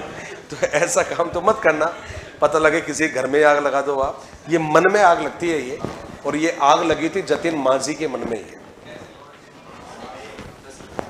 है ना। पूरा जतिन दास जो मांझी था उसके मन में ये आग लगी थी ये। और ये वही आग थी ये, जब छोटा बच्चा रहा होगा वो, घर पर गांव तक पहुंचने के लिए सड़कें नहीं थी। सड़कें तो खैर अभी 10-5 साल में बनी है अभी, बाकी आपको ध्यान होगा पहले कच्चे रास्ते ज़्यादा चलते थे, आपने बचपन गुजारा होगा तो आपको ध्यान होगा कई बार हम एक गांव से दूसरे गांव की तरफ जाते थे तो या तो कच्चे रास्ते में जाते, या मिट्टी वाले रास्तों से जाते, या जंगलों वाले रास्ते से गुजरते थे। ये तो पिछले 10-15 साल में सड़कें वड़के जाल वाल बिछ के है ये। तो वो व्यक्ति, सोचो वो बच्चा क्या रहा होगा, कितना पागल था वो आदमी। वो जब जाता होगा उस पहाड़ को देखता होगा तो उसके मन में पक्का ये सवाल आता होगा, क्योंकि कोई भी पागलपन अचानक जन्म नहीं लेता। आप कहोगे पागलपन अचानक आपके अंदर जन्म ले लेगा, पॉसिबल नहीं है। पागलपन तब हमारे अंदर उत्पन्न होता है जब हम एक काम के बारे में ना जाने कब से सोचते हैं। तो 100% ऐसा ही होता होगा जब वो जतिन नामक बच्चा, दशरथ मांझी जिसको कह रहे हो आप, वो छोटा बच्चा जब उस पहाड़ के आगे से जाता होगा तो उसको लगता होगा वो पहाड़ की ऊंचाई उसको देखकर हंसती होगी, और उस पहाड़ को हंसते हुए देखकर उस बच्चे के मन में ख्याल आता होगा बेटा तेरे को देखूंगा एक दिन में। ये पागलपन रहा होगा उसका ये। आप सोचो कि अचानक मन में आएगा जाओ उसको फोड़ता हूं मैं, ऐसा नहीं हो सकता, क्योंकि उसमें बहुत वर्ष लगे थे उसको। तो वो इतने वर्ष उस चीज को दिया, इसका मतलब हुआ कि उसके दिल में आग पता नहीं कब से लग रही होगी। जब शादी उसकी हुई, उसकी पत्नी पास वाले गांव की थी, दोनों गांव के बीच में पहाड़ था केवल, और रास्ता कुछ नहीं था, थोड़ी दूरी का रास्ता था, लेकिन चूंकि पहाड़ था, पहाड़ को कूद कर जाना होता था, तो इस चक्कर से घूम के जाना पड़ता, और घूम के जाने की वजह से बहुत सारा टाइम खराब होता। देखो भाई, हर कोई इंसान अपने बीवी बच्चों के सामने, जैसे आप हो आपके माँ बाप के सामने, भाई बहन के सामने, जिस दिन आपकी मैरिड हो जाएगी, शादी हो जाएगी आपकी, उस दिन आप आपके फैमिली के साथ में यदि कोई आपको इंसल्ट करेगा आप बर्दाश्त नहीं कर पाओगे। आपको अकेले में कोई कुछ भी बोले आप बर्दाश्त कर लोगे, बोला कोई बात नहीं। एक बार की फैमिली के सामने कोई कुछ बोलेगा तो आप भी क्या बोलोगे, भाई यार अभी तो मुझे जाने दे, तो मुझे 5 गाली दे देना बाद में, अभी गाली मत दे मेरे को। ये ईगो रहता है। तो उस बंदे को बड़ा बुरा लगता होगा जब उसकी पत्नी घूम के जाती थी अपने मायके जाने के लिए, तो उसके मन में वो पागलपन जो भरा हुआ था वो ब्लास्ट हो गया और पहुंच गया छोटे छोटे कुदाली फावड़े लेकर पहाड़ को चीरने के लिए। पहाड़ को चीरने के लिए जेसीबी मशीन चाहिए और न जाने कितनी तरह की मशीनें चाहिए, तब जाकर पहाड़ का हम पत्थर तोड़ पाते हैं। और वो पागल आदमी छोटी छोटी जो लोहे की रहती है परातियाँ जो रहती है उनको लेकर, छोटी छोटी छेनियाँ लेकर, छोटी छोटी हथौड़ियाँ लेकर, छोटे छोटे फावड़े लेकर पहुंच गया पहाड़ को तोड़ने के लिए। और वो पागल आदमी सुबह जाता, शाम तक तोड़ता, शाम को वापस आता। लोग तो खाने कमाने के बारे में सोचे, और अगला क्या सोच रहा है, इसको नहीं छोड़ूंगा, बेटे को इसको नहीं छोड़ूंगा। उस पागलपन में उसके बच्चे भी शामिल हो गए, उसकी वाइफ भी शामिल हो गई। हालांकि वाइफ की डेथ हो जाती है, बाद में उसकी भी डेथ हो जाती है, लेकिन भाई साहब अंतरराष्ट्रीय लेवल पर सुर्खियां कमा गया अगला आदमी। कहता है जुनून होना चाहिए, मोटिवेशन होना चाहिए, तो ऐसा होना चाहिए जैसा उस दशरथ मांझी नामक व्यक्ति में। नौकरियां तो क्या होती है, इतनी सी होती है। क्या ख्याल है आपका? जब आदमी पहाड़ को चीर सकता है, अकेला आदमी, तो कहावत बदलनी पड़ेगी, अकेला चना भाड़ नहीं। अरे पागलों, अकेला आदमी तो पहाड़ को तोड़ सकता है। अब तो कहावत ये होनी चाहिए कि अकेला इंसान तो पहाड़ को तोड़ सकता है, भला भाड़ चीज ही क्या। भाड़ तो मिट्टी का बना होता है, उसको तो आप भी कई बार ऐसे लात मारोगे, आप ही फोड़ दोगे उसको। तो एक हल्का सा बड़ा सा पत्थर जोर से फेंकोगे उस पर, तो जोर से फेंका वो पत्थर ही उसको छेद कर देगा। जब अकेला आदमी पहाड़ को काट सकता है, आप सभी नौकरी लग सकते हो। एक नहीं, आप सारे, बस आग लगानी पड़ेगी। लेकिन आग कपड़ों में मत लगा देना, बोला रखिए, बोला आओ होली का दहन आज ही कर लेते हैं। तो क्या जरूरी है साहब? सीखने के लिए मोटिवेशन का होना जरूरी। और मोटिवेशन कहीं से भी मिल जाए, कहीं से भी मिल जाए, इंसल्ट से भी मिलता है मोटिवेशन। इंसल्ट से चाणक्य की इंसल्ट हुई थी राजा घनानंद के दरबार में, उसकी इंसल्ट ही तो हुई थी भाई। उसने क्या किया, घनानंद बड़ा विद्वान व्यक्ति था वो, उसने संपूर्ण भारतवर्ष के विद्वान लोगों को बुलाया था, चाणक्य को नहीं बुलाया। उसको लगा यार कैसी बातें कर रहे हो, बोला मैं इंटेलिजेंट नहीं हूं, मैं तो बहुत बड़ा विद्वान हूं मैं। वो बिना न्योते पहुंच गया वहां पर। अब भाई वहां तो सीट नंबर अलॉट हो रखी थी, 1 number seat, 2 number seat, 50 number seat. उस बापड़े को सीट ही नहीं मिली।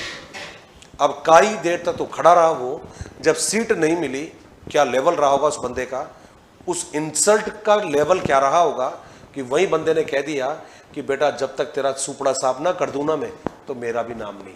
आप बताओ मेरे को उस व्यक्ति का मोटिवेशनल लेवल क्या रहा होगा। रास्ते में चलते हुए चाणक्य ने चंद्रगुप्त को उठा लिया और बेटा तू है आज से हिंदुस्तान का सम्राट। जंगल में ही राज तिलक कर दिया था उसका। बोला छोड़ दू ये खेल वेल, आज से तू क्या है, तू राजा है और मैं तेरा मंत्री हूं। था या नहीं था पागल आदमी? उससे बड़ा चनकी कौन होगा? उसको पागल आदमी ने राजा बना दिया, उसका राज सिंहासन कर दिया और बोला आज से तू आदेश देगा, तू तुझे कुछ करने की जरूरत नहीं है। उस पागल आदमी ने उस छोटे से बच्चे को लेकर, बताओ आप, हिंदुस्तान के कितने बड़े साम्राज्य को समाप्त कर दिया, क्योंकि उस व्यक्ति का मोटिवेशनल लेवल हाई था। तो आपने भी क्या करना है, बस कुछ बढ़ाना है तो मोटिवेशन का लेवल बढ़ाइए। और मोटिवेशन तारीफ से मिले कोई जरूरी नहीं है, क्योंकि मीठे में तो कीड़े लगते हैं, मीठे में तो कीड़े लगते हैं। कोई तारीफ यदि आपकी कर रहा है, थैंक यू मत बोलना, उसकी बात को मत सुनना, क्योंकि तारीफ तो हमें डीएक्टिवेट करती है, हमें तारीफ तो हमें संतुष्टि देती है हमें। तो तारीफ पर मत जाइए। और यदि कोई बुराई करता है तो पता है पड़ोसी हमारा सबसे बड़ा दुश्मन होता है, छोड़ इसकी बातों पर ध्यान मत दे, कर गया सारे खेल को खराब। होना क्या चाहिए, इस बात को कभी भूलना मत, होना ये चाहिए। यदि कोई इंसल्ट कर रहा है आपकी, तो कभी नहीं कहना चाहिए अरे छोड़ यार भूल इसको। आपको भी कभी नहीं कहना अपने आप से अरे यार छोड़ भूल इसको। आपको क्या कहना चाहिए, इस बात का वक्त आने पर सूद समेत जवाब दिया जाएगा, और वो जवाब होगा कर्मों का जवाब। और वो कर्मों का जवाब ऐसा होगा कि उस जवाब को देने में आपको 2 महीने लग सकते हैं, 3 महीने लग सकते हैं, 4, 6, 7 महीने लग सकते हैं, लेकिन उस जवाब के बाद में उस व्यक्ति का जीवन छोटा पड़ जाएगा, लेकिन वो उसका दोबारा जवाब आपको नहीं दे पाएगा। तो समझ जाना भैया, आग लगा ही लेना। कौन सी वाली? मोटिवेशन वाली। तो आपने कहा सर ठीक है, मोटिवेशन भी सीखने को प्रभावित करता है। और कौन करता है? तो जवाब आता है साहब, प्रभावित करता है टीचर। तो बोला टीचर, जी हां, टीचर में मैडम भी आती है यार हमारे साथ। टीचर का पर्सनैलिटी। आप जब बच्चों को पढ़ाओगे तो आपका पर्सनैलिटी कैसा रहेगा, ये आपके बच्चों के सीखने को प्रभावित करेगा। आप यदि सारा ध्यान हेलीकॉप्टर पर रखोगे तो बच्चा नहीं सीखेगा फिर आपसे। आप बच्चों को पोलाइटली सिखाओगे, समझाकर सिखाओगे, प्यार से सिखाओगे, तो उन बच्चों के दिमाग में, दिल में आपकी इमेज बन जाएगी। एक बार की आप उन बच्चों से ये कहोगे बेटा ये कुआं है, इसमें गिर जा, तो वो बच्चा आपकी फेद के पीछे उस कुएं में गिर जाएगा। क्योंकि एक बच्चा सबसे ज्यादा यदि किसी से इंस्पायर्ड होता है तो वो किससे होता है, अपने टीचर से होता है। तो टीचर का पर्सनैलिटी कैसा है ये बच्चों के सीखने को प्रभावित करता है।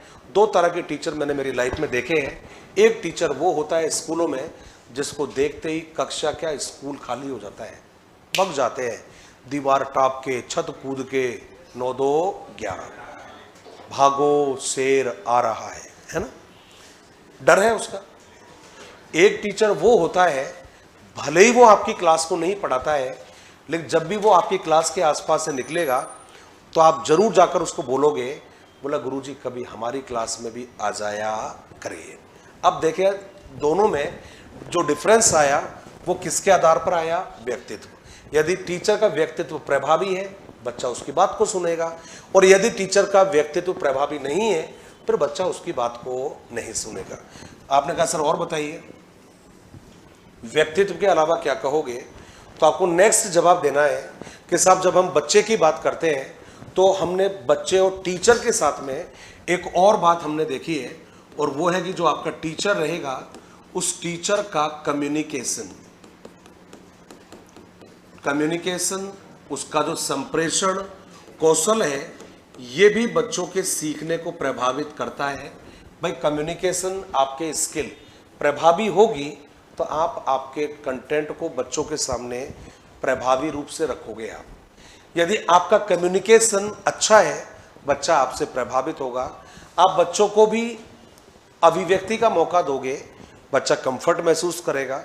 आपने क्लास में बच्चों को अपनी बात रखने का मौका ही नहीं दिया फिर बच्चा वहां पर कंफर्ट महसूस नहीं करेगा, और ये उसके सीखने को प्रभावित करता है। तो क्या कहा आपने, टीचर के जो कम्युनिकेशन स्किल है ये भी सीखने को प्रभावित करते हैं। एक बार हम इनको लिख लेते हैं फिर आगे बात करेंगे। हेडिंग बनाइएगा साहब, योग्यताएं या क्षमताएं, योग्यताएं या क्षमताएं।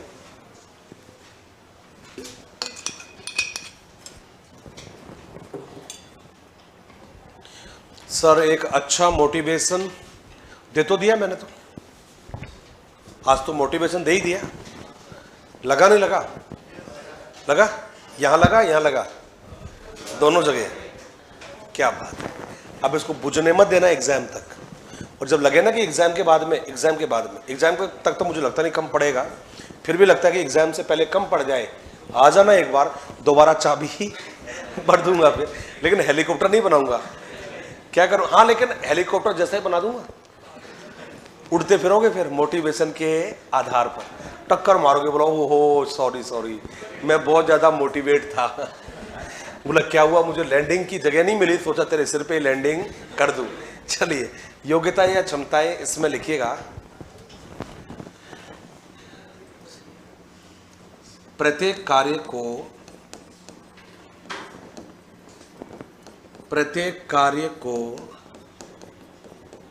प्रत्येक व्यक्ति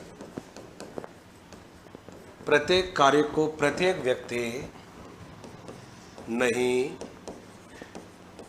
कर सकता, इसलिए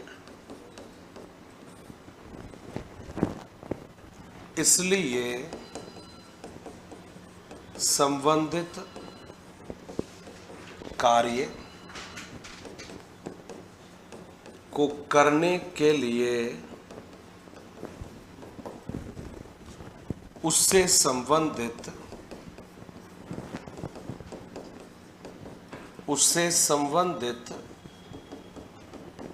क्षमताओं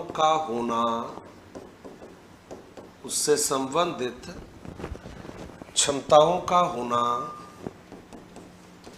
आवश्यक है, उससे संबंधित क्षमताओं का होना आवश्यक है। नेक्स्ट लिखिएगा अवधान, अटेंशन और ध्यान।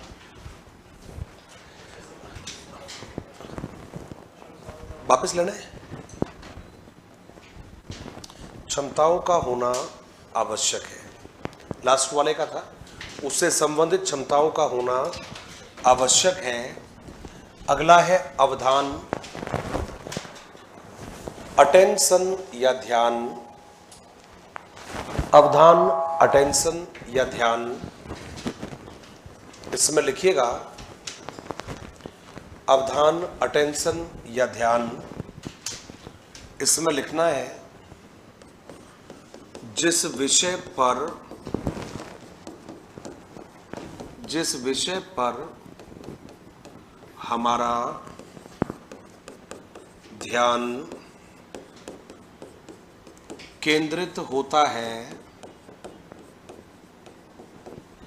जिस विषय पर हमारा ध्यान केंद्रित होता है उसे हम शीघ्रता से सीखते हैं। शीघ्रता से सीखते हैं। नेक्स्ट लिखिएगा वातावरण, वातावरण और वातावरण पर लिखिएगा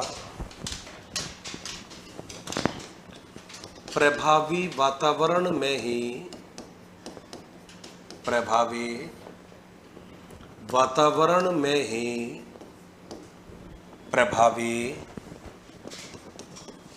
प्रभावी अधिगम उत्पन्न होता है।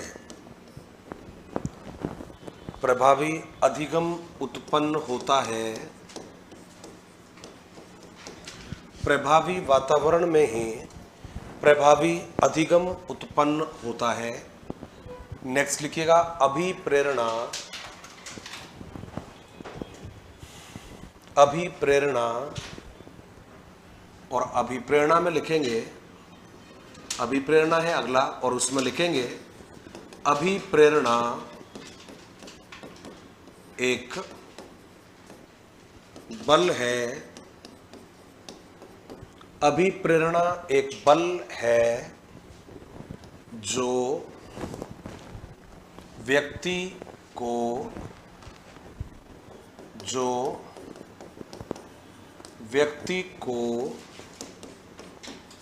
कार्य करने के लिए प्रोत्साहन देती है। कार्य करने के लिए प्रोत्साहन देती है। अगला जवाब लिखिएगा शिक्षक का व्यक्तित्व, शिक्षक का व्यक्तित्व।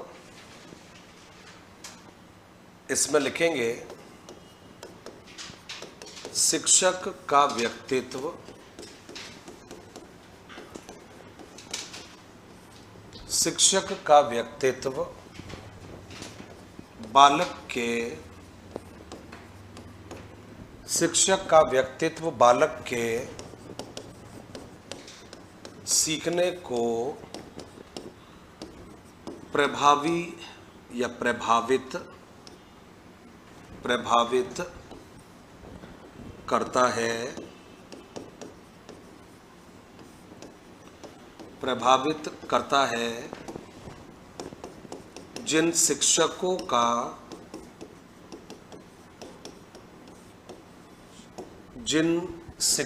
का व्यवहार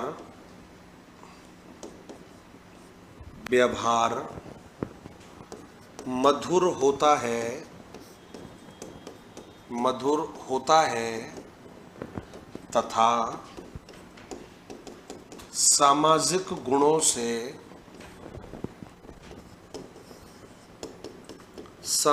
गुणों से परिपूर्ण होते हैं उनसे बालक अधिक सीखते हैं।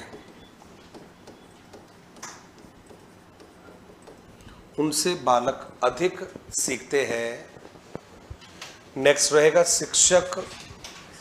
अगला है शिक्षक के संप्रेषण कौशल।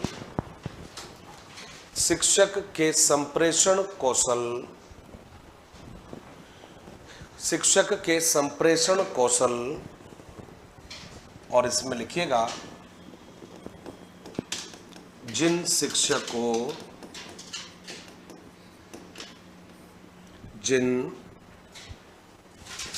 को मैं प्रभावी तथा आकर्षक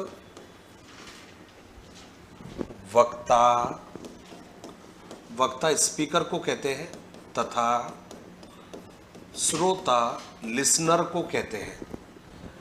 वक्ता तथा श्रोता के गुण होते हैं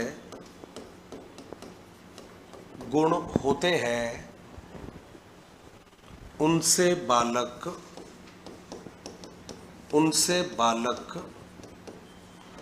अधिक सीखते हैं। उनसे बालक अधिक सीखते हैं। अगला जो पॉइंट है उसमें हम ध्यान रख लेते हैं। और अगला जो पॉइंट है वो कौन सा रहेगा? कहते साहब बेहद ज़्यादा ज़रूरी है जो आपका सब्जेक्ट है, आपका जो सब्जेक्ट का नेचर है आपका, वो नेचर भी बच्चों के सीखने को प्रभावित करता है। आपने कहा सर यहाँ नेचर का मतलब क्या हुआ? भाई आपका सब्जेक्ट है, सपोज करिए कि आप मैथ्स बच्चों को सिखा रहे हो, इंग्लिश बच्चों को आप सिखा रहे हो, तो वो जो मैथ्स है, वो जो इंग्लिश है, जो संस्कृत, जो भी सब्जेक्ट सिखा रहे हो आप, वो सब्जेक्ट की प्रकृति कैसी है ये बच्चों के सीखने को प्रभावित करता है। तो आपने कहा सर विषय की प्रकृति मेरा समझ में नहीं आया। तो पहली बात तो ये है कि इसको विषय की प्रकृति आप कह सकते हो। इसके दूसरा नाम आप दे सकते हो पाठ की प्रकृति। अब आपकी विषय की प्रकृति कैसी है, आपके पाठ की प्रकृति कैसी है, ये बच्चों के सीखने को प्रभावित करेगा। उदाहरण के लिए आपका सब्जेक्ट कितना कठिन है, आपका सब्जेक्ट यदि कठिन है बच्चों को सीखने में समय लगेगा। यदि आपका लेसन, आपका सब्जेक्ट आसान है, बच्चा जल्दी सीख लेगा। आपका लेसन, आपका सब्जेक्ट बहुत ज़्यादा लेंथी है, बच्चा लेट सीखेगा उसको। और यदि आपका सब्जेक्ट, आपका लेसन छोटा है, बच्चा जल्दी सीख लेगा उसको। थर्ड ये कि भाई आपका जो लेसन है, आपका जो सब्जेक्ट है, उसकी कोई इम्पोर्टेंस ही नहीं है, इम्पोर्टेंस नहीं है, बच्चा नहीं सीखेगा उसको। और भले ही वो टफ हो लेकिन उसकी इम्पोर्टेंस बच्चे के लिए है, तब बच्चा उसको सीखेगा। तो नेचर में क्या, प्रकृति में क्या क्या आएगा? आपने कहा साहब जो सब्जेक्ट है आपका वो कठिन कितना है, ये सीखने को प्रभावित करेगा। वो लेसन कितना लंबा है, ये सीखने को प्रभावित करेगा। और वो जो सब्जेक्ट है आपका, उस सब्जेक्ट का महत्व क्या है, ये भी सीखने को प्रभावित करता है। इसका मतलब हुआ कि विषय की प्रकृति बच्चों के सीखने को प्रभावित करती है। आपने कहा सर और कुछ बचा है क्या? देखो भाई अब लास्ट फेज है आपका, और उसमें कहा है कि साहब संसाधन भी सीखने को प्रभावित करते हैं। रिसोर्सेज, और रिसोर्सेज में दोनों आते हैं, चाहे आप मनुष्य की बात कर लीजिएगा, मानवीय संसाधनों की बात कर लीजिएगा, और मानवीय की बात नहीं करो तो आप क्या कह सकते हो, भौतिक संसाधन की बात कर सकते हो। मानवीय और भौतिक संसाधन। अब यहाँ पर मानवीय संसाधन किसे कहोगे भैया? यदि व्यक्ति ही नहीं है, सपोज करो टीचर नहीं है स्कूल में, तो भी सीखना प्रभावित होगा। और यदि भौतिक का मतलब हुआ सुविधाएं नहीं है, लिखने के लिए बोर्ड नहीं है, चौक नहीं है, बैठने को सिटिंग नहीं है, लाइट नहीं है, बिजली नहीं है, पानी नहीं है, तो ये भी चीज़ें सीखने को प्रभावित करती है। इन दोनों को आपने क्या नाम दिया है? संसाधन कहा है। कहते साहब विद्यालय में संसाधनों का अभाव भी बच्चों के सीखने को प्रभावित करता है। तो आपने कहा कि सब विषय की प्रकृति भी सीखने को प्रभावित करेगी, संसाधन भी बच्चों के सीखने को प्रभावित करेंगे। तो ये सब वो कारक हैं जो बच्चों के सीखने को प्रभावित करते हैं।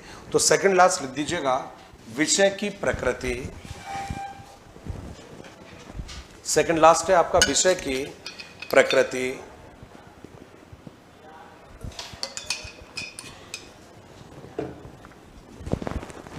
इसमें लिखिएगा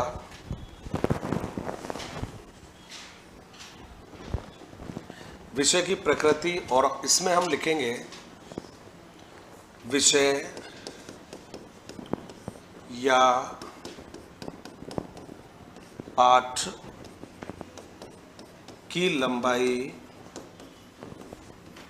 विषय या पाठ के लंबाई, विषय या पाठ की लंबाई, कोमा करके लिखिएगा, कठिनाई का स्तर, कठिनाई का स्तर तथा पाठ का महत्व भी सीखने को प्रभावित करता है। महत्व भी सीखने को प्रभावित करता है। नेक्स्ट लिखिएगा संसाधन, संसाधन, और संसाधन में हम लिखेंगे विद्यालय में, विद्यालय में न्यूनतम, मिनिमम को कहते हैं, संसाधनों का होना, संसाधनों का होना आवश्यक है। विद्यालय में न्यूनतम संसाधनों का होना आवश्यक है,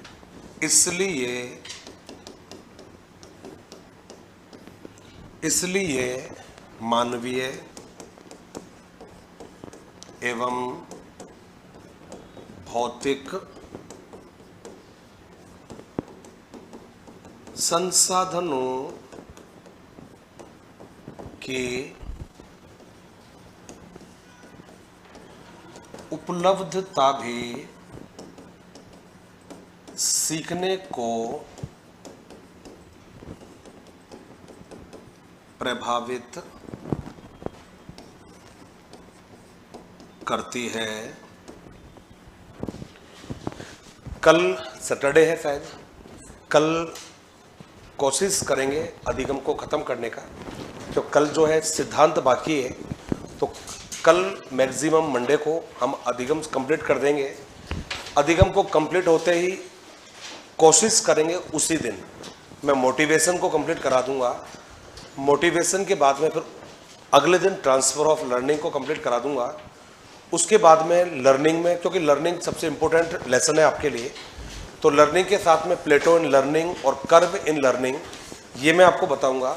और उसके बाद के जो टॉपिक है बिल्कुल टेक्निकल टॉपिक है, वो टू द पॉइंट चलने वाले हैं, जिसमें पर्सनैलिटी आएगा, इंटेलिजेंस आएगा, एडजस्टमेंट आएगा, और इसके बाद में आएगा इंडिविजुअल डिफरेंसेस, और फिर आएगा लास्ट में पेडागोजी। तो मैंने जो डेट आपको बताई है, डेडलाइन बिल्कुल वो डेट है, एक दिन फालतू नहीं लूँगा उससे। आपका समय किफ़ायती है, ये मुझे मालूम है। संडे को मुझे नहीं मिलेगी क्लास, अदरवाइज आपकी क्लास मैं आपके तय समय सीमा से भी पहले कंप्लीट कर देता। लेकिन कोई दिक्कत नहीं है, बिल्कुल टाइम पर ख़त्म करूँगा। आपसे बस यही कहना है कि रिवीजन करते रहिएगा, क्योंकि इसको इकट्ठा मत करना इसको, क्योंकि ये कंटेंट इकट्ठा हो जाएगा ना। फिर अभी तो क्या है कि आप पढ़ रहे हो, यहाँ पर समझ रहे हो आप, तो अभी तो आपको समझ में आ जाएगा ये, लेकिन इसको यदि आपने 5 दिन हाथ में लगाओगे तो आज हमने जो डिस्कस किया है ये चीज़ें आपके दिमाग से स्लिप हो जाएगी। तो इनको साथ साथ एक बार रिवीजन कर लेना। बाकी आप समझदार हो। धन्यवाद। जय हिंद, जय भारत।